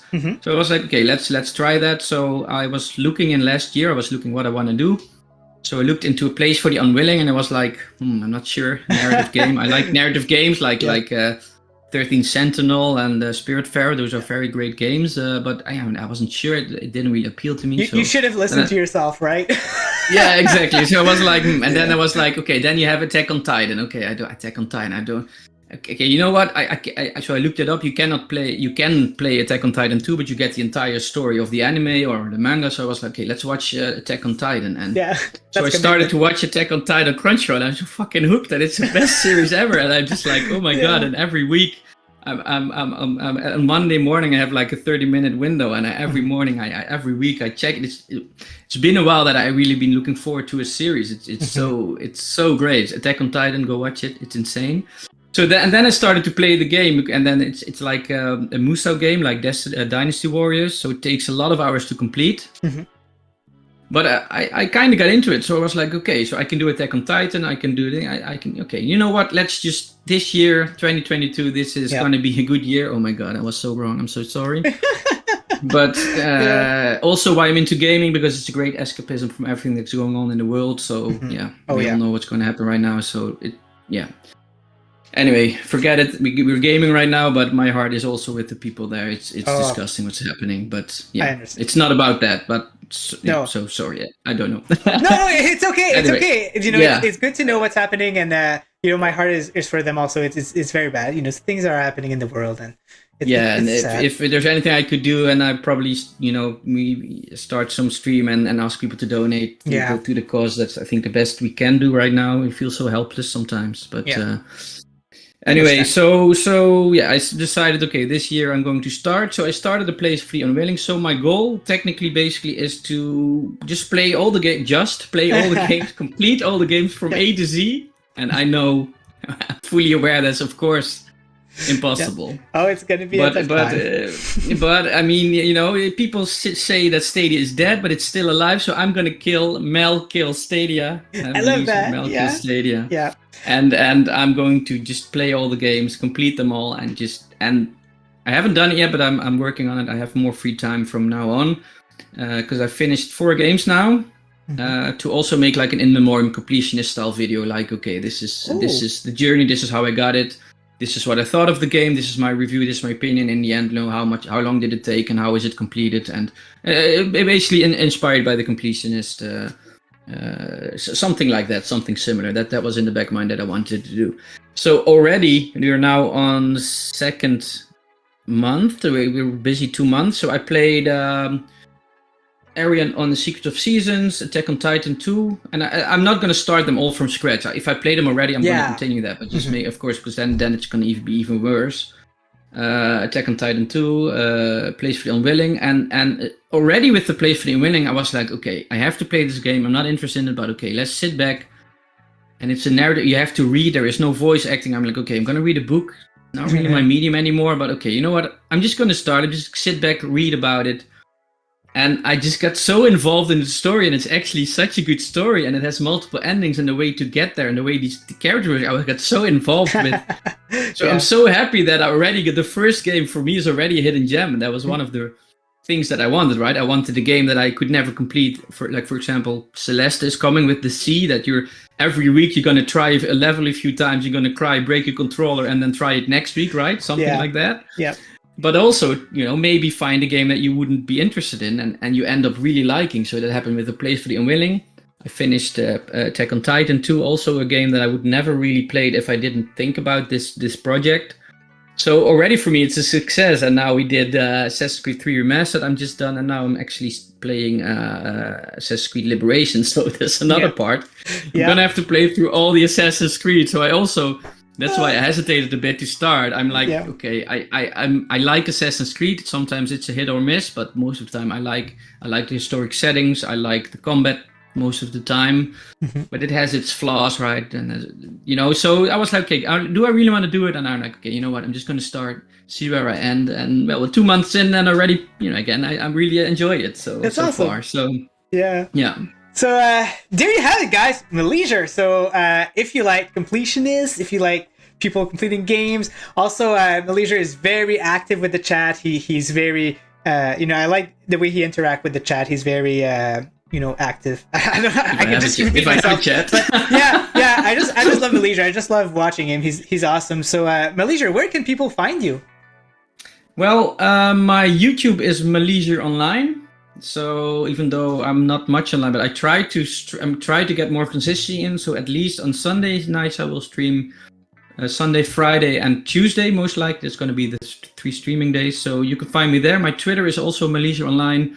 And you can follow. You don't have to. I always feel bad for people who you should watch me. That feels bad for me. But you can follow along. If you follow my Twitter, you can see the hashtag #MelKillStadia. I keep people updated where I'm at, what I think of a game. And also soon I will hope to get my first in memoriam videos, the completionist, about my kills that I do. And I hope that those are of a good enough quality that would be interesting to people, to show the journey of a game completionist style. I hope people are interested in that, because that's the goal. So keep an eye out for that if you want, if you think that's cool. And as you notice, right, just ask me a question. I can talk for 30 minutes if you enjoy that. That was fun. Yeah. Come by and talk about games, talk about everything, politics, medicine, whatever. I am always up for a chat. I love that. And if not, I just keep pressing buttons. I'm having fun. So don't feel obliged. I would feel bad if you feel that way. So So there you have it. So in Malaysia, stream once in a while. Not on a specific schedule, but you'll see him on there at least a few times a week. So you can definitely see him there. All right, guys. So thank you for watching, and thank you, Malaysia, for doing this interview for me. I really appreciate it. It's been a long time coming. We've talked about it for a few weeks now, and again, thank you, and hope to see you on more stream. I'm there a few times, every week. Yeah, so, thanks. And if people like this, I'm very happy to in a few months to update, keep an update. If you're interested, let me know. That would be great. I'm very grateful that I'm here. So keep up the good work, guys. There you go. Send some comments in the chat with Malaysia if you're interested. On Twitter or anything, and he'll let you guys update it. Have a good one, guys. Bye. See ya. Bye. All right, it is I, only NinjaGuy. So for the rest of the show, it'll only be me, and we'll be talking how awesome NinjaGuy is. No, just kidding. Let me get John in here and Fletch. All right, guys. So that was a great interview. I like Malaysia is. Yeah. He's awesome. I know he's in the chat there, and I'm not just saying that, but I know we've talked about having him. In talking with him, interviewing on the show for a while now. He was part of the Summer Community Championship. Yeah. And I think that's where I first learned about Malaysia, is at the Summer Community Championship and battling it out there and just seeing his skills and whatnot. And I admire he's going through each of the games this year. He knows that it's a pretty impossible task, but he's still giving his all, going through each of those games and documenting it, and that's great. I mean, those types of videos for years to come, people will be, I'm interested in this game or that game, and they'll be able to watch the video, see what he thinks about it, and whatnot, and excited to see get an update from him in a couple of months. He can come back on. So something that he wanted me to mention also is that he was a big fan of Marvel Heroes before getting into Stadia, I think. Mm-hmm. And this is how he started streaming, if I'm not mistaken. I mean, Malaysia, you're in the chat, correct me if I'm wrong. But this is how he got a little bit of fame on the stream. So he got a following, and this is how he got into streaming. So Marvel Heroes had a big place in his heart. And also I wanted to let people know that if you want to hear a very interesting story or a very funny story about Malaysia, ask him about the bat story. Ask him about the bat story, and you'll laugh your ass off. I haven't laughed like that in so long. But yeah, you gotta ask Malaysia about the bat story. But that's all I have to say about that. His live streams are great. Sort of, I met him through Stadia Hunters, and sort of ever since he started streaming, I sort of pop in every now and then. And great at streaming. Really good at games as well. Definitely one to have a watch, guys, if you get a chance to. Definitely. Sure. All right. So we're gonna go ahead and jump on the NinjaGuy X is awesome segment. All right. No, so I'm gonna jump here in the community news. So let me just bring that up here. Let me just remove all of my crap here that doesn't. All right. There you go. All right.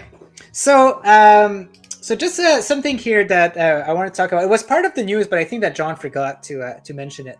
But here, we've heard that. No problem. It's because it was in the community news, and we switched it to the news.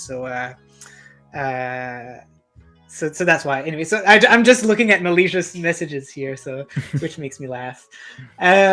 So Ryan's Rescue Squad. So we were wondering if it was coming to Stadia because we were hearing some stuff behind it, and we weren't sure if it was confirmed or not.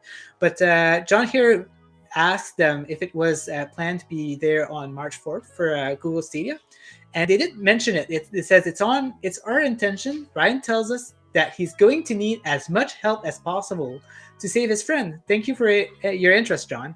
So John did that on purpose. He knew that they were gonna answer that, right? So it's very nice to see like an official thing saying that it will come on Stadia.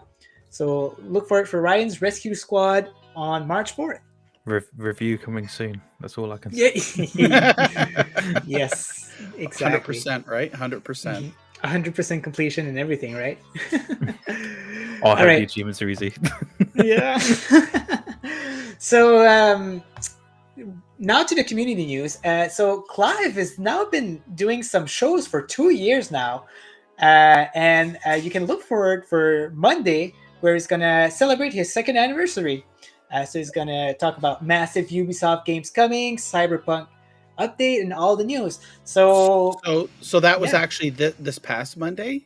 oh, it was okay. Oh yeah, no, it's fine. It's fine. Yeah. Yeah. No, it's good. Yeah, because we have this community news in here. But yeah, Clive's been doing 2 years the Stadia Monday night chat, 2nd year anniversary.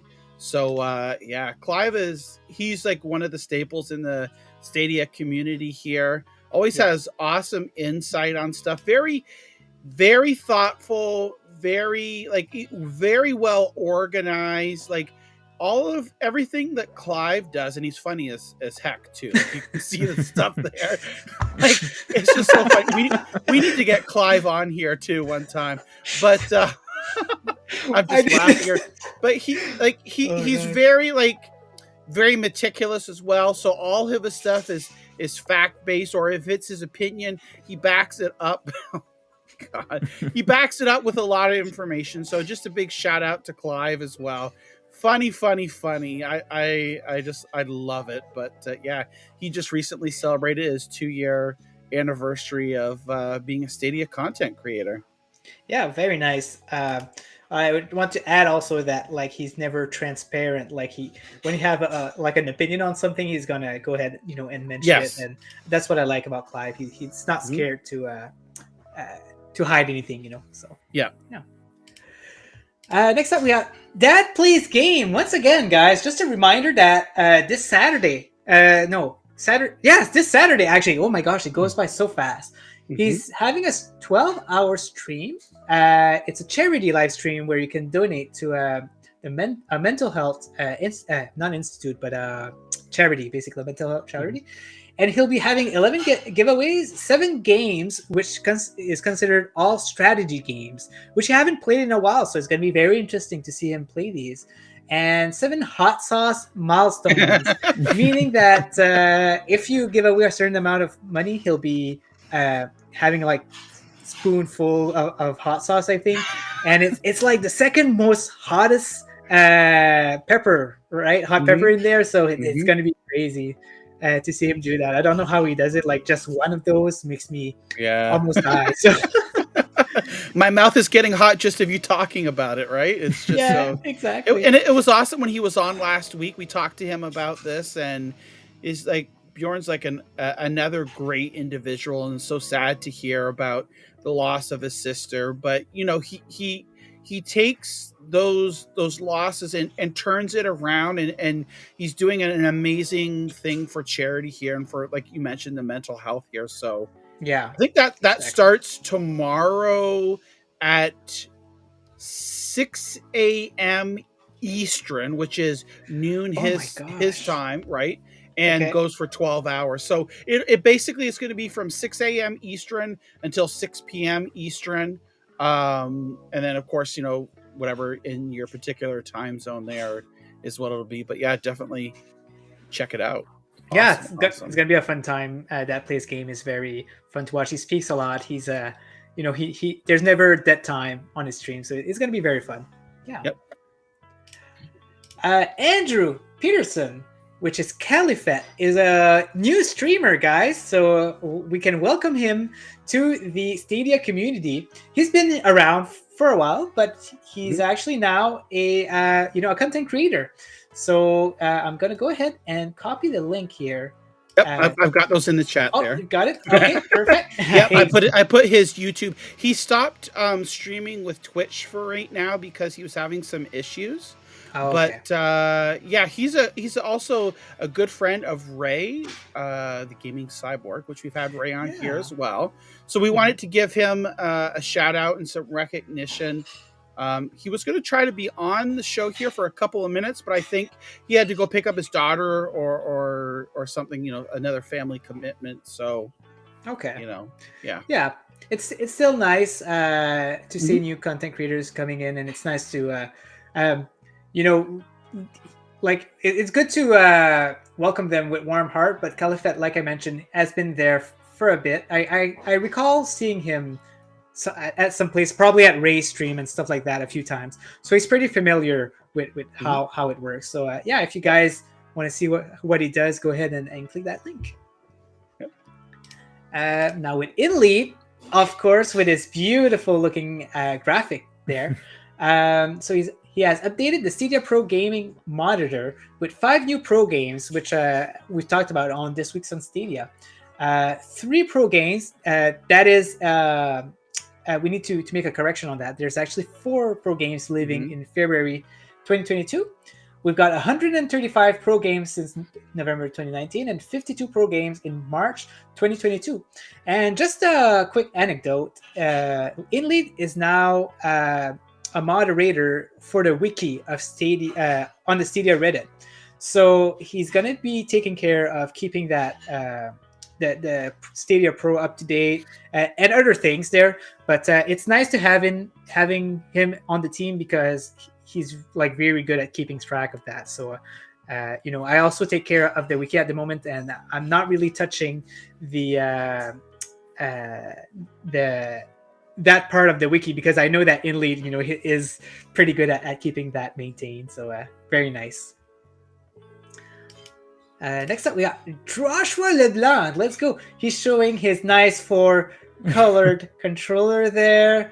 And yeah, that's it. So next up, but wow. So Joshua got the transparent controller. So John, do you know, has it been confirmed if it's the one from eBay that he won? I'm pretty sure that Joshua was the one who won it there. Nice. But I'm going to be honest with you, and this is my first contact or that I found out about Joshua as well. So this is awesome that we had the person on the show, I forget his name offhand here, that was selling the controller on eBay there, and we know it went for well over It's over 1,000, isn't it? Well, 1K Canadian at least. Yeah. So hats off. And I know there were some comments in here.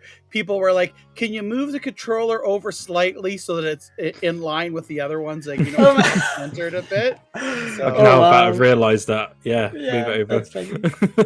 Oh my gosh, it's awesome. Super jealous, but congrats. Congrats. That's a piece of Stadia history that you will probably never ever again see for sale. If you do, it'll be extremely rare. But that's awesome. It shows that some people are big fans and are willing to pay big amounts for them. So it's great. It is a piece of history. So it's very cool that it's going to a fan at the very least. So Evan2K here. So I'm just gonna read. Actually, I'm gonna let John talk about it because I'm not too sure about this one. No worries. So MM2K recently purchased an LG C1 TV, and also Gamer TV had purchased one. And there's basically, this is like a good thread on how to fine tune the settings for Stadia. On that particular television. I believe Clive also has this TV as well. So this is a lot of good suggestions and hints in there to be able to configure if you do purchase the LG C1 TV. So there you go. Awesome. Yep. Yeah. So it's good. Here, Malaysia says, has there only been one for the controller? I was about to write it down, but since you're done, John. So I know 2 other controllers for sure exist. I've seen one in Ryan's Breakdown 2's presentation, and then on YouTube, there's a person that showed one.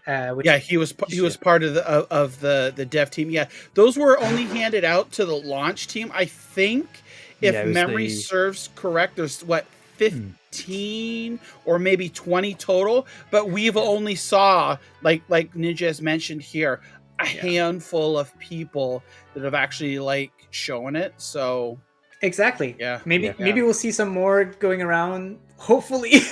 Yeah. I mean, we can get our hopes up, right? Like that'd be so cool to own one of them. So, but yeah. Clive here is saying, I think it's a guide if you use the LG C1 as monitor.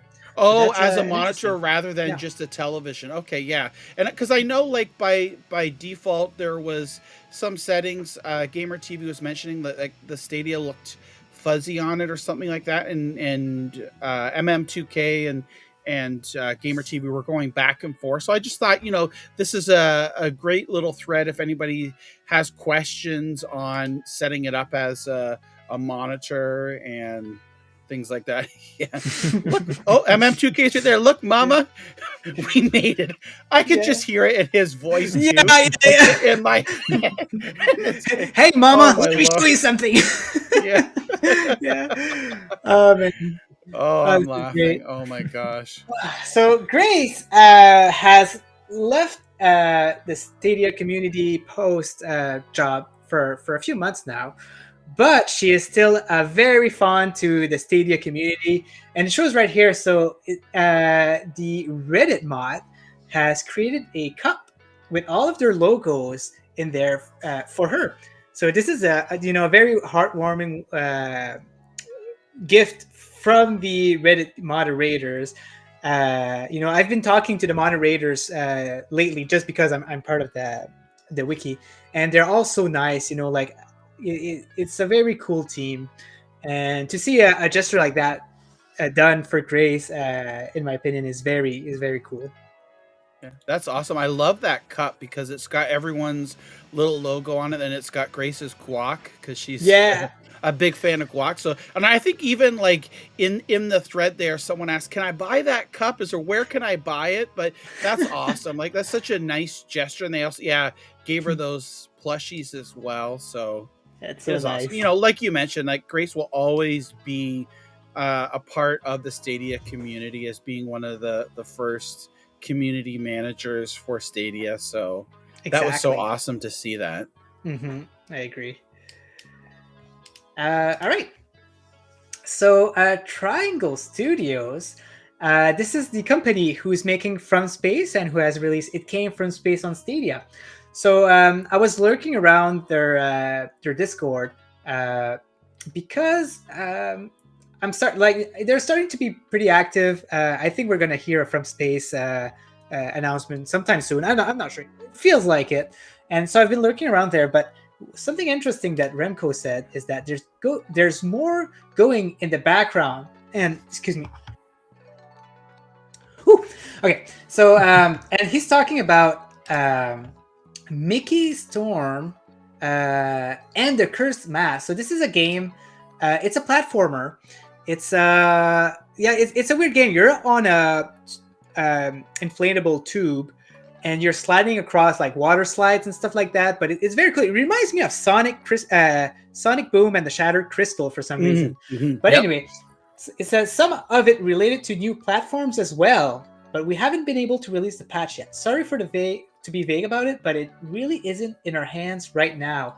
So they're expanding to new platform, and we're kind of hopeful that maybe we'll be seeing this game on Stadia, which would be a good addition because I like platformers. It's a very good genre. So looking forward to see that. So what I just did is try to put a little bit of traffic here, see if they can put some interest in Stadia in case that they weren't planning on doing it. Yeah, I think the game was released in September of last year on other platforms. But yeah, like you said, it's very interesting, and them mentioning, because someone was asking about, there's supposed to be a patch for it, and they're like, well, basically the patch is delayed because there's new platforms. So hopefully, like you mentioned there, that Stadia is a consideration. Yeah, we'll keep a close eyes, and it just made me not want to keep my eyes on that Discord again, just to see if there's any update on that. So next up is myself. I got myself a new TV 2 days ago. It's the Sony X85J 55-inch, and I just love the TV, man. It's great. Is it better than other TVs? I don't know, because last time I bought a TV was 11 years ago. But man, I don't have any issues with it. It's a really cool TV. When I first opened it up, the first thing that I did is start Stadia. I wanted to make sure that it worked well without the Chromecast, without an extra plug. And at first I was disappointed, man. Like there was some lag. It didn't work well. But then I decided to do a system update. I guess it didn't do it automatically. So I updated the TV.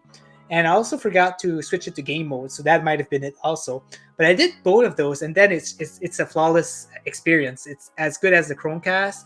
Man, like 4K HDR. It's the first time I was experiencing that, and my eyes are like jello. Like it's so, it's an eye candy. It's so beautiful, and so yeah. If you guys want to ask, like, if the X85J is a good TV, in my opinion, it is. It has Google TV inside. I've also tried GeForce Now, which is it was excellent there also.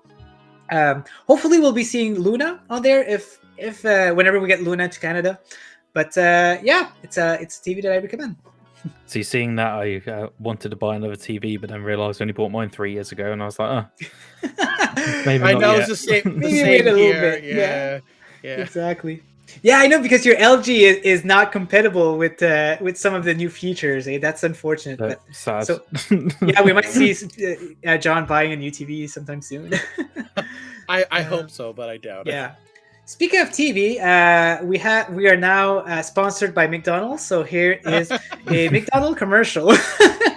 No, I'm just kidding. So what's interesting is John has found out in this McDonald's commercial is, look at this. They're using a Stadia controller, which is something unusual. We usually see like PlayStation or Xbox controllers during these commercial, but here you can clearly see that he's using a Premier Edition white controller.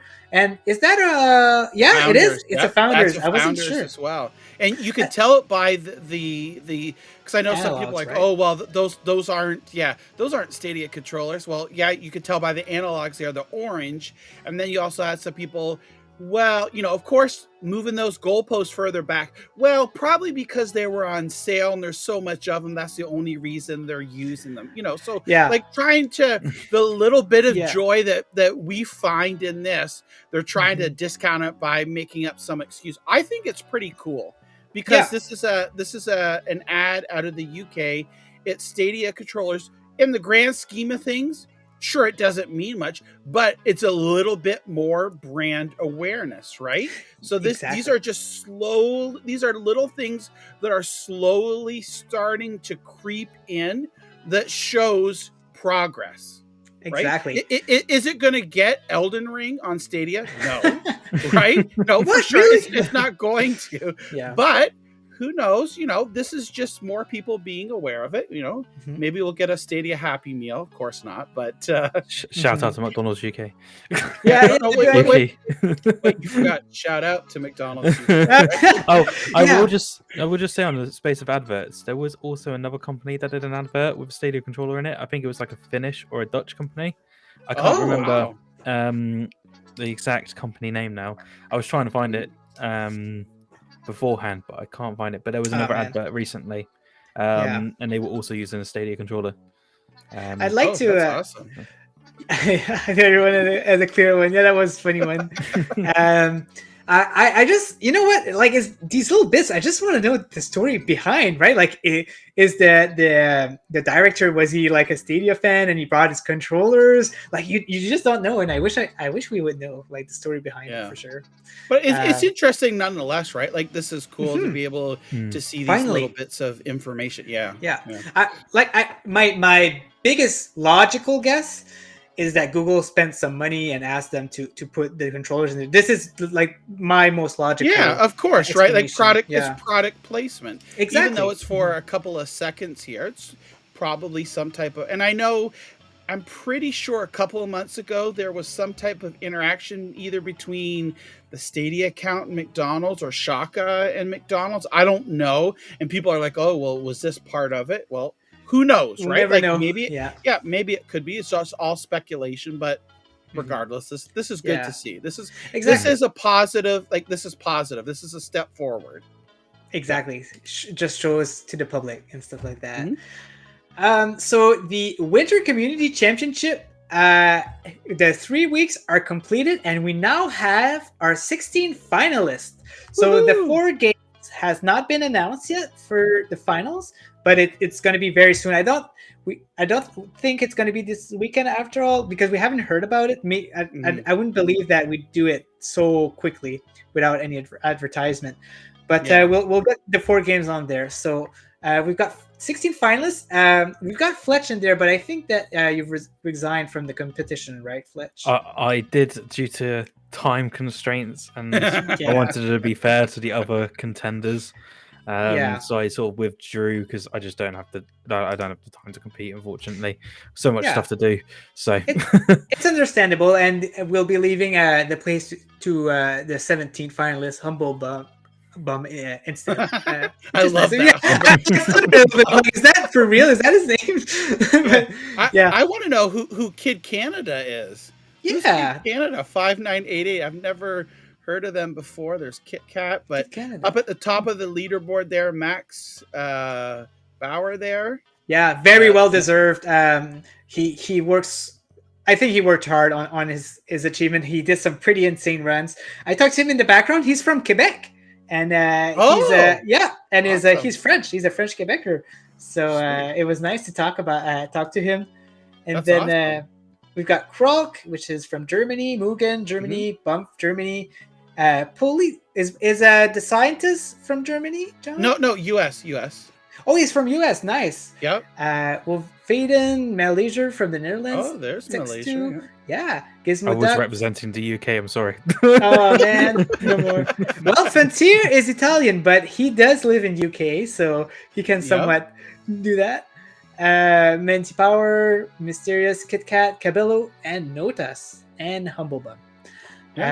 So yeah, Awesome. here's the finalists. So look forward for one of the weekends. We'll be announcing it, and you'll see these guys competing against each other. Hold on here. We've got breaking news from Oh. Mr. DeSlip here. It looks like it's going to take place March the 5th. So that would be what? Next Saturday? Yeah, Yep. looks like it. Next Saturday, 12 p.m. Pacific, 3 p.m. Eastern, 8 p.m. GMT. So look forward for more details on that soon. Thanks so much, Jack. Yeah, exactly. Oh, I love the 4 games. It's going to be very fun to watch. Not just for the finalists to play, but yeah, it's going to be a fun one. You know what? We should have had it set up where we start to talk and then by beep. The 4 games are beep. Yeah, beep. yeah. Oh, and then this one's really. Yeah. But no, yeah, those will be announced shortly. Yeah. Yeah, and I wish I would have talked to board beforehand. Like I guess we could have announced them today, but yeah. Anyway, so that's something in the past. So on the Reddit wiki, we've added a new section, which is the demos. We were wondering if there was a demo page, and we realized that there wasn't after Chorus was announced as a demo. So we've decided to add one. All you have to do is go on the wiki, click on Game Statistic, and click on Demo. There you go. Click on Demos right here. You'll see the list of release date. Something interesting about Rainbow Six Extraction is that the release date was wrong. When you click on it, it says that it was released on the 20th, but it was actually released on the 27th when the Buddy Pass was released. So yeah, we had to fix that up. We got the name of the game. We've got the time limit. So not too long ago, you mentioned that Chorus was maybe a time limit game with a few missions in the campaign, but it is actually unlimited. And we also explain what's in the demo. So here it's 2 campaign missions. Nice. So yeah, it's a little bit informative. If you want to see exactly what the demo is about, you can go ahead, click on these demos and read about what's it about. And we'll try to keep it as up to date as we can. That's awesome. Yeah. So Mike Rose says, let's see what is. So the Descenders. Yeah, is a game. I think Flesh, you know about this game, right? Very little. Okay. I know that it's sort of like a. It's a racing downhill. Game. Yeah. Kind of very fast paced. Yeah, it is very very popular.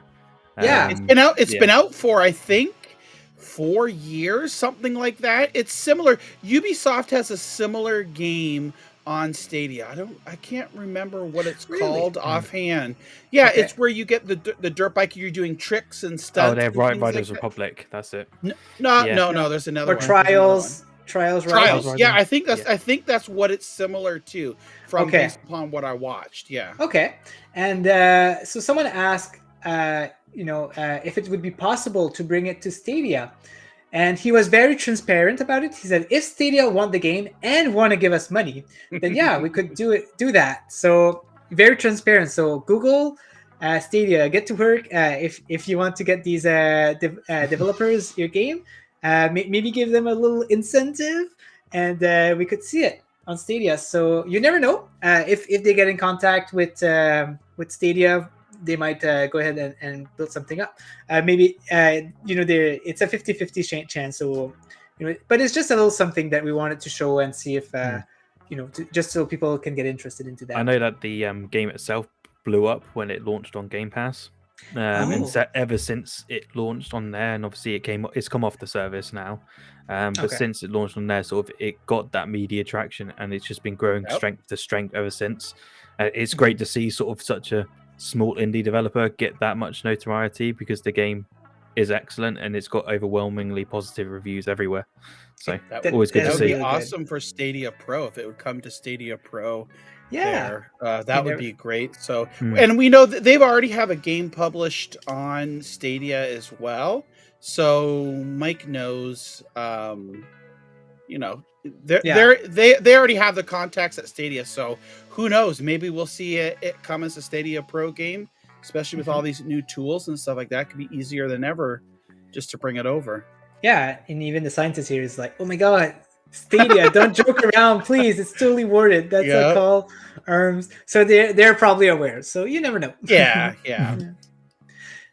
So next up, Jackbox Party 9 has been announced. Not on Stadia yet. There's no console that's been mentioned yet. But let's keep our hopes up. Maybe we'll be seeing Jackbox Party 9 on Stadia, and they're pretty active. So they're showing games daily, I think. So every day they're showing a game that's going to be released on Jackbox Party Pack 9. So go ahead and follow them on Twitter, and you can keep up to date with what kind of games you'll be seeing on there. That would be awesome. I really do think that's a natural progression for it to release, because what we've got 6, 7, and 8, and we already spoke with Ethan. He's done the groundwork on getting the titles over. So Jackbox Party Pack 9 coming this fall. I could say of course it's all just speculation. I would myself personally say there's probably a 75 to 80% chance that this is coming to Stadia, if not more, but hopefully we hear soon. I know that obviously the two chicks there are a hint to what a game could be, and I don't know what that game is, and it's really irritating me. I'm like, what are they teasing?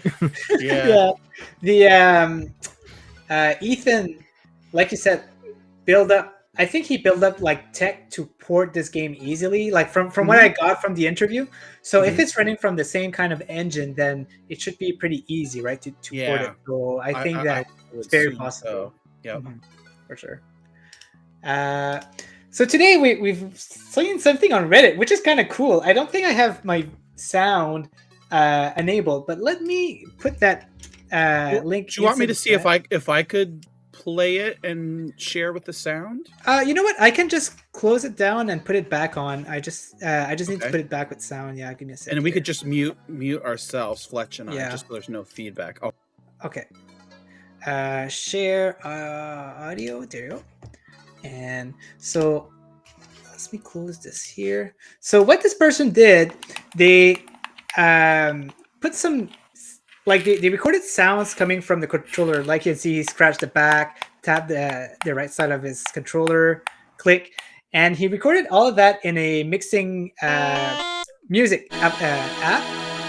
And he created a Stadia song out of it, so which is pretty cool. Let me just forward it a little bit here.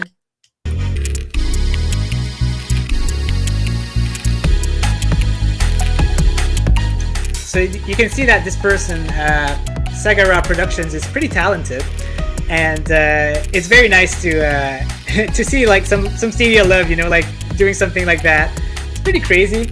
Yeah, so I really like it. Let me remove the sound here, and so John and Flush can talk about it. Yeah. So that's awesome. So Ninja, we know, or maybe people don't know, you host a radio show weekly, Oh, right? yeah. With Yeah. video game music and whatnot. Is this something that you could potentially play? I mean, I don't know licensing or anything, stuff like that. Is this something that you could possibly play on your show? Or Yeah, definitely. It's something that I could do. I didn't thought of that. So Hey. let me put that in my notes. I'll probably put that on. That's a good idea. I Yeah. haven't thought of that.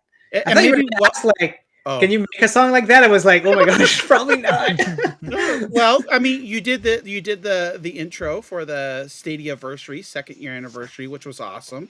But Yeah. do you happen? I know this is anything we haven't talked about or anything like that. Do you happen to have a link for people about your radio show that you could maybe paste into the chat, if not now, later?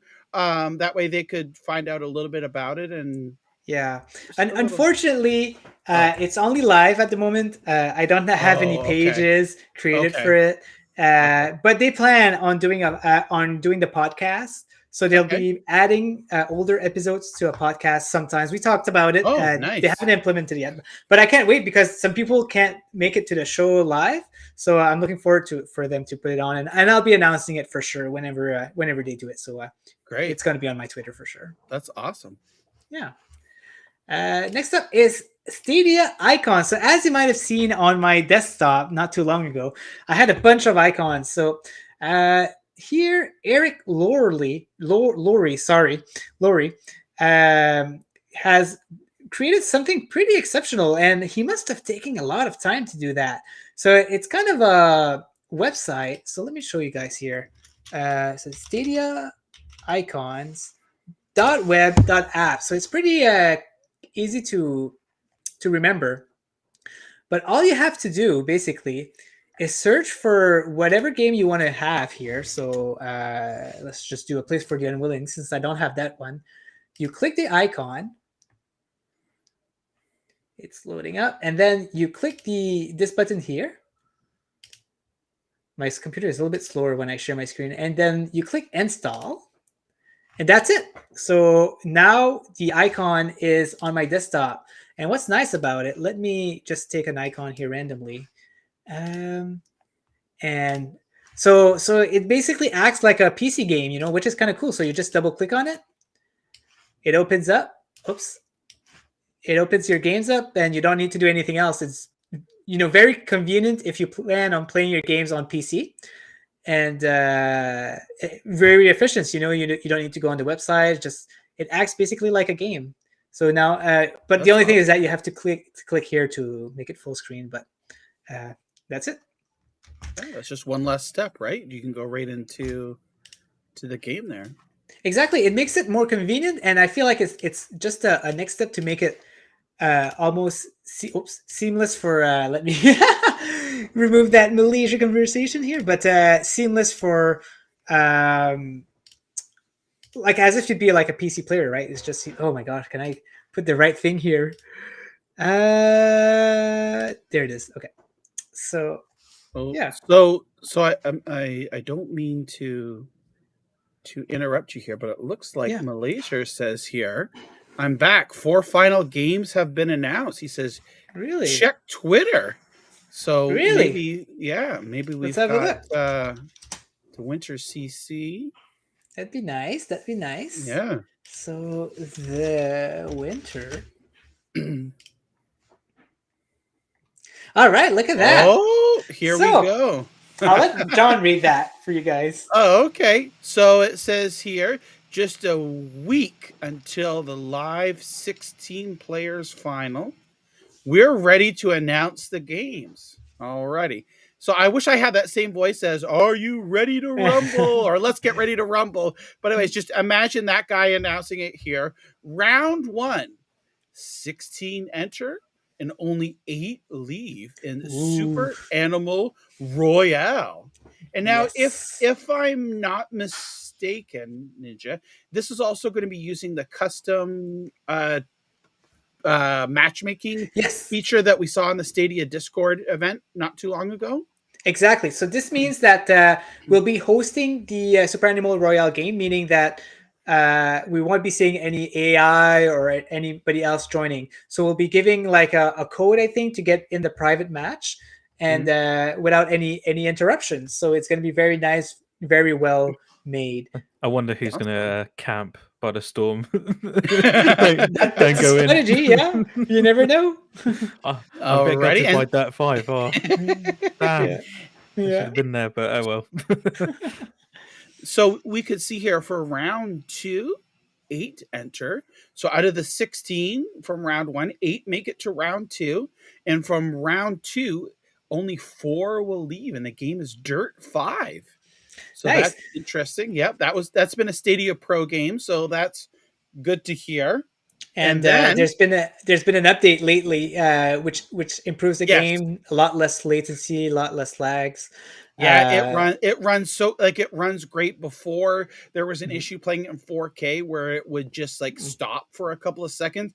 That's all been fixed. It's on par. There's cross play. I mean, obviously cross play won't be in a factor here since it's all going to be played on Stadia. But yeah, Dirt 5 it's fantastic game. I was actually just playing it the other day, playing against other people online.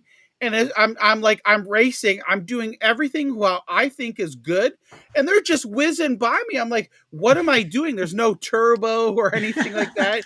So again, it's kind of like the Wreckfest. I started to use your techniques from Wreckfest, going around corners using other cars as a cushion to get in and ahead of it, and it actually does work. Right? So, it's the best strategy. So that's awesome. One gutting thing about Dirt 5 though is that one thing we noticed as Stadia Hunters community is that one of the achievements has doubled up. Yeah, they're having some issues with the achievements. And the one achievement where it's doubled up, the original achievement which they had doesn't work. Really? It's really weird, yeah. So hopefully it gets fixed down the line. A double feature. Yeah. You're gonna call it a feature. And then we've got for round 3 of those 4, only 2 will leave. Cake Bash. I know Ninja, you and I have played this. Vivi's a big fan of this as well. Cake Bash is just super fun to play. So again, that's another Stadia Pro game. So we can see this is awesome. Is how we've been talking about over the weeks, is making the tournament as accessible as possible to as many people. So not trying to include as many either free to play or Stadia Pro games that are competitive here. So this is going to be fun. Gateau Royale. Cake Bash is going to be hard. It's going to be hard because it's a very I don't know, it's a very party type of game, right? So it's very unforgiving, and I can't wait to see how silly it's going to be. Oh my God. For I sure. expect the cake buns. Oh yeah, exactly. Have you got a flan? Pork knife, right? And then from there, so we now have the final game, Killer Queen Black. 2 will enter, and 1 is the champion. So that's going to be awesome here. Super Animal Royale, Dirt 5, Cake Bash, and to top it all off, Killer Queen Black. And do we have it? I think it's been announced, right? What the grand prize is? Is it 400? Yeah, for the first US. prize, and the second prize is 250, if I'm not mistaken. So very good. So prices. I see Malaysia is there in the chat. Malaysia, you better get good like you did for Bomberman on the Stadia Discord. We want to see who's going to come out the champion. Yeah, get good. That's right. Yeah, exactly. We'll see how good he is this time around. It's going to be very interesting because the last game, what I like about it is very skill based. So I'm looking forward to see that. It's going to be interesting. I know that Dirt 5 is going to be rampage because I know all of these people from Germany are big into racing games, like Bump and Mugen, and so it's going to be very professional, type of racing. It's going to be very fun to watch. So Killer Queen Black have 1-player teams or 1-player plus 3 bots. So it's going to be queen versus queen with no bots. So it's just going to be 2 queens. They're going to fight to the death until the last one is standing. Malaysia says, haha, I'll have to practice Dirt 5 and never won Animal Roy. You know what, though? Give you a tip. just stay away and be near the gas every time. Yeah. Yeah. But, that's the good thing about it is like you never have to have won anything. It's just all comes down to this. So it's good. It's being announced today here, a week from the event, and the games are announced. So plenty of time to be able to practice and fine-tune your techniques. Super Animal Royale, you only have to be in the top 8. So even if you're not like the best of the best, you can still you still have a chance. And I know that you're pretty good at MotoGP, Malaysia. So Dirt 5 should be a cakewalk. Oh yeah. Oh my gosh. So good luck to anyone. So as a last thing here, so we got this page, vulcan.org/matewithvulcan. And what's nice about this page is that it officially gives us a list of all games that was made with Vulcan, or ported on Vulcan, or anything like that. What's nice is that like there's a lot of Stadia games. I think like almost all Stadia games are on there because Vulcan is very important for Stadia, or if not important, it's probably like the most efficient way to port the game. And but what's even more interesting is we could potentially see games that are on this list go on Stadia at some point, because since it's already on Vulcan, it would be very easy to port. So for example, Detroit Become Human could eventually come on Stadia. Wow, that would be Crisis, please. Crisis is a big one. Yeah. Look at this. One that I would love to have is it starts with M. What's it called again? Maybe not. Anyway. Like I would love to have Mad Max. Oh my gosh, what a game! Crazy. Oh yeah. I'd love to see like MOBA games come on there, like League of Legends or I'm trying to remember the name. What's the original MOBA again? But it's on there anyway. Okay. But this would be a great way to help backfill some of, beef up the Stadia library. I don't know what's all involved from getting these games that are using Vulkan over to Stadia, but I would assume it's a lot less. And maybe with these new tools that are out from Google, maybe these might start to trickle on over. That would be great to see, like a lot of these games here make their way over. Yeah, exactly. Oh, even Life is Strange 2 is on there, which is kind of nice.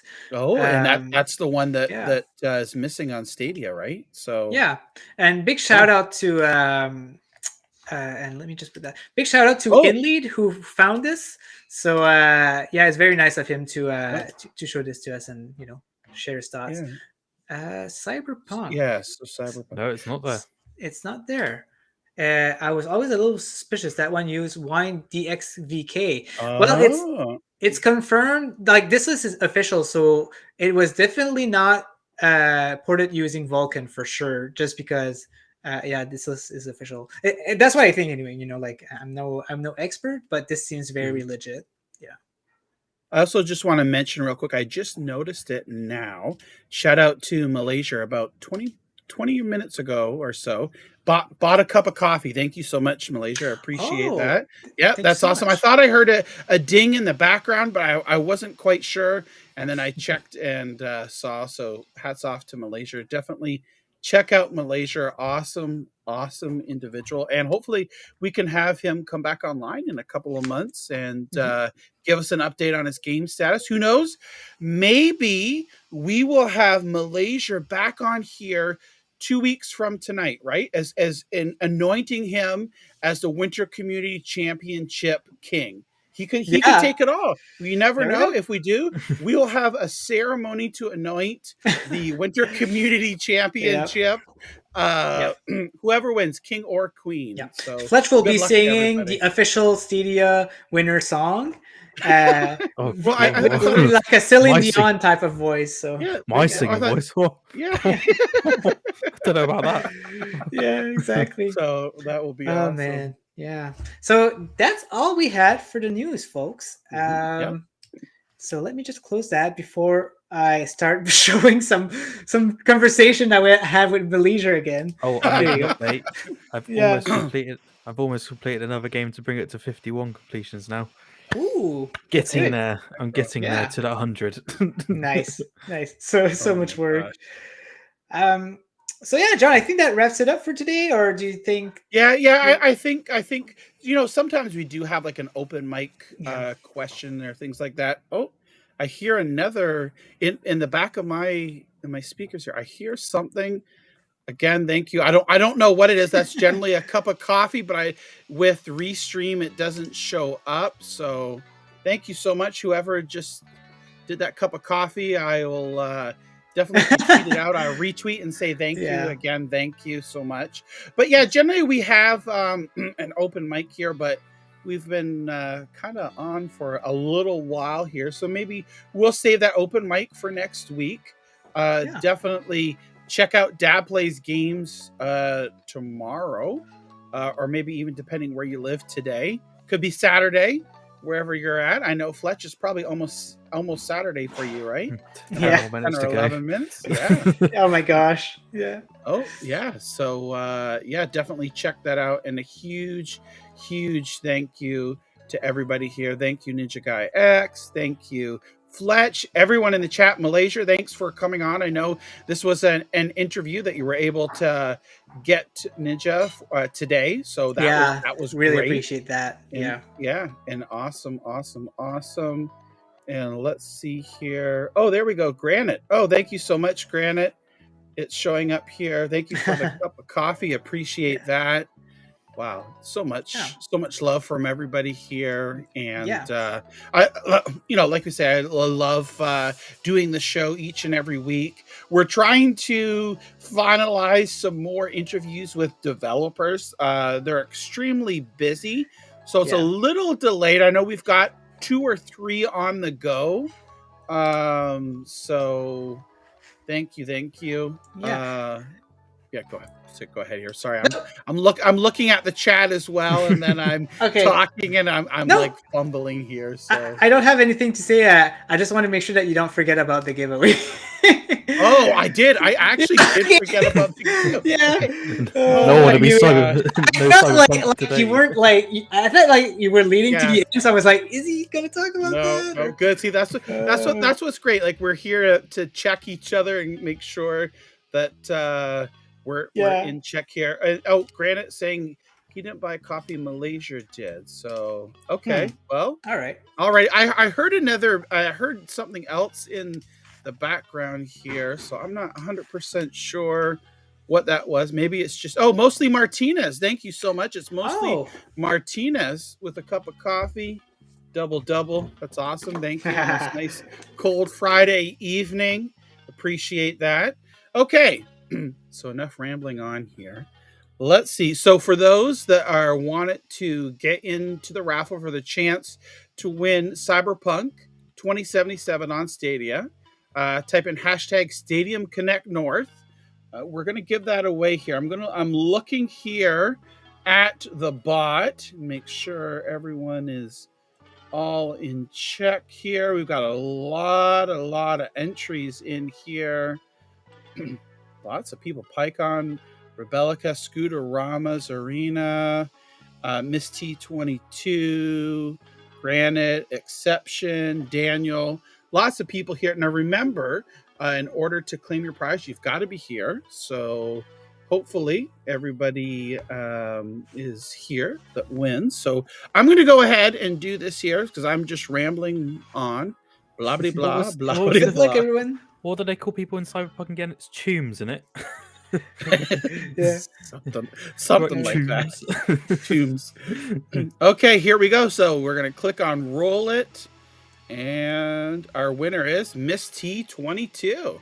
Ooh. So Miss T22, if you're in the chat, You've won. All Congrats. you need to do is speak up here, and we give everybody 60 seconds to be able to respond to that. You can get a hold of us on I think Discord or Twitter are really is the best. There we go, Miss T22. Congratulations. Congrats. You can contact on Twitter, Discord. I think if we just type in here, contact, ! Contact. That will give all Perfect. the goodiness here. Yep. So and get that code out later to you tonight after the show. Got a few things to do, but then later tonight we'll get the code. So Perfect. hit us up here and we'll get that to you. And other than that, I think I'm done with my giveaway here and me rambling on. He's looking at me. He's like, "Is it really done, Ninja? Do I Yeah, get is it something done? else? Is there something else? Or Oh gosh. Right. Yeah. So thank you everyone for coming in. We'll be back next Friday, same time. So hope to see you guys there. Have a good one. take care, everybody. Take care. Bye.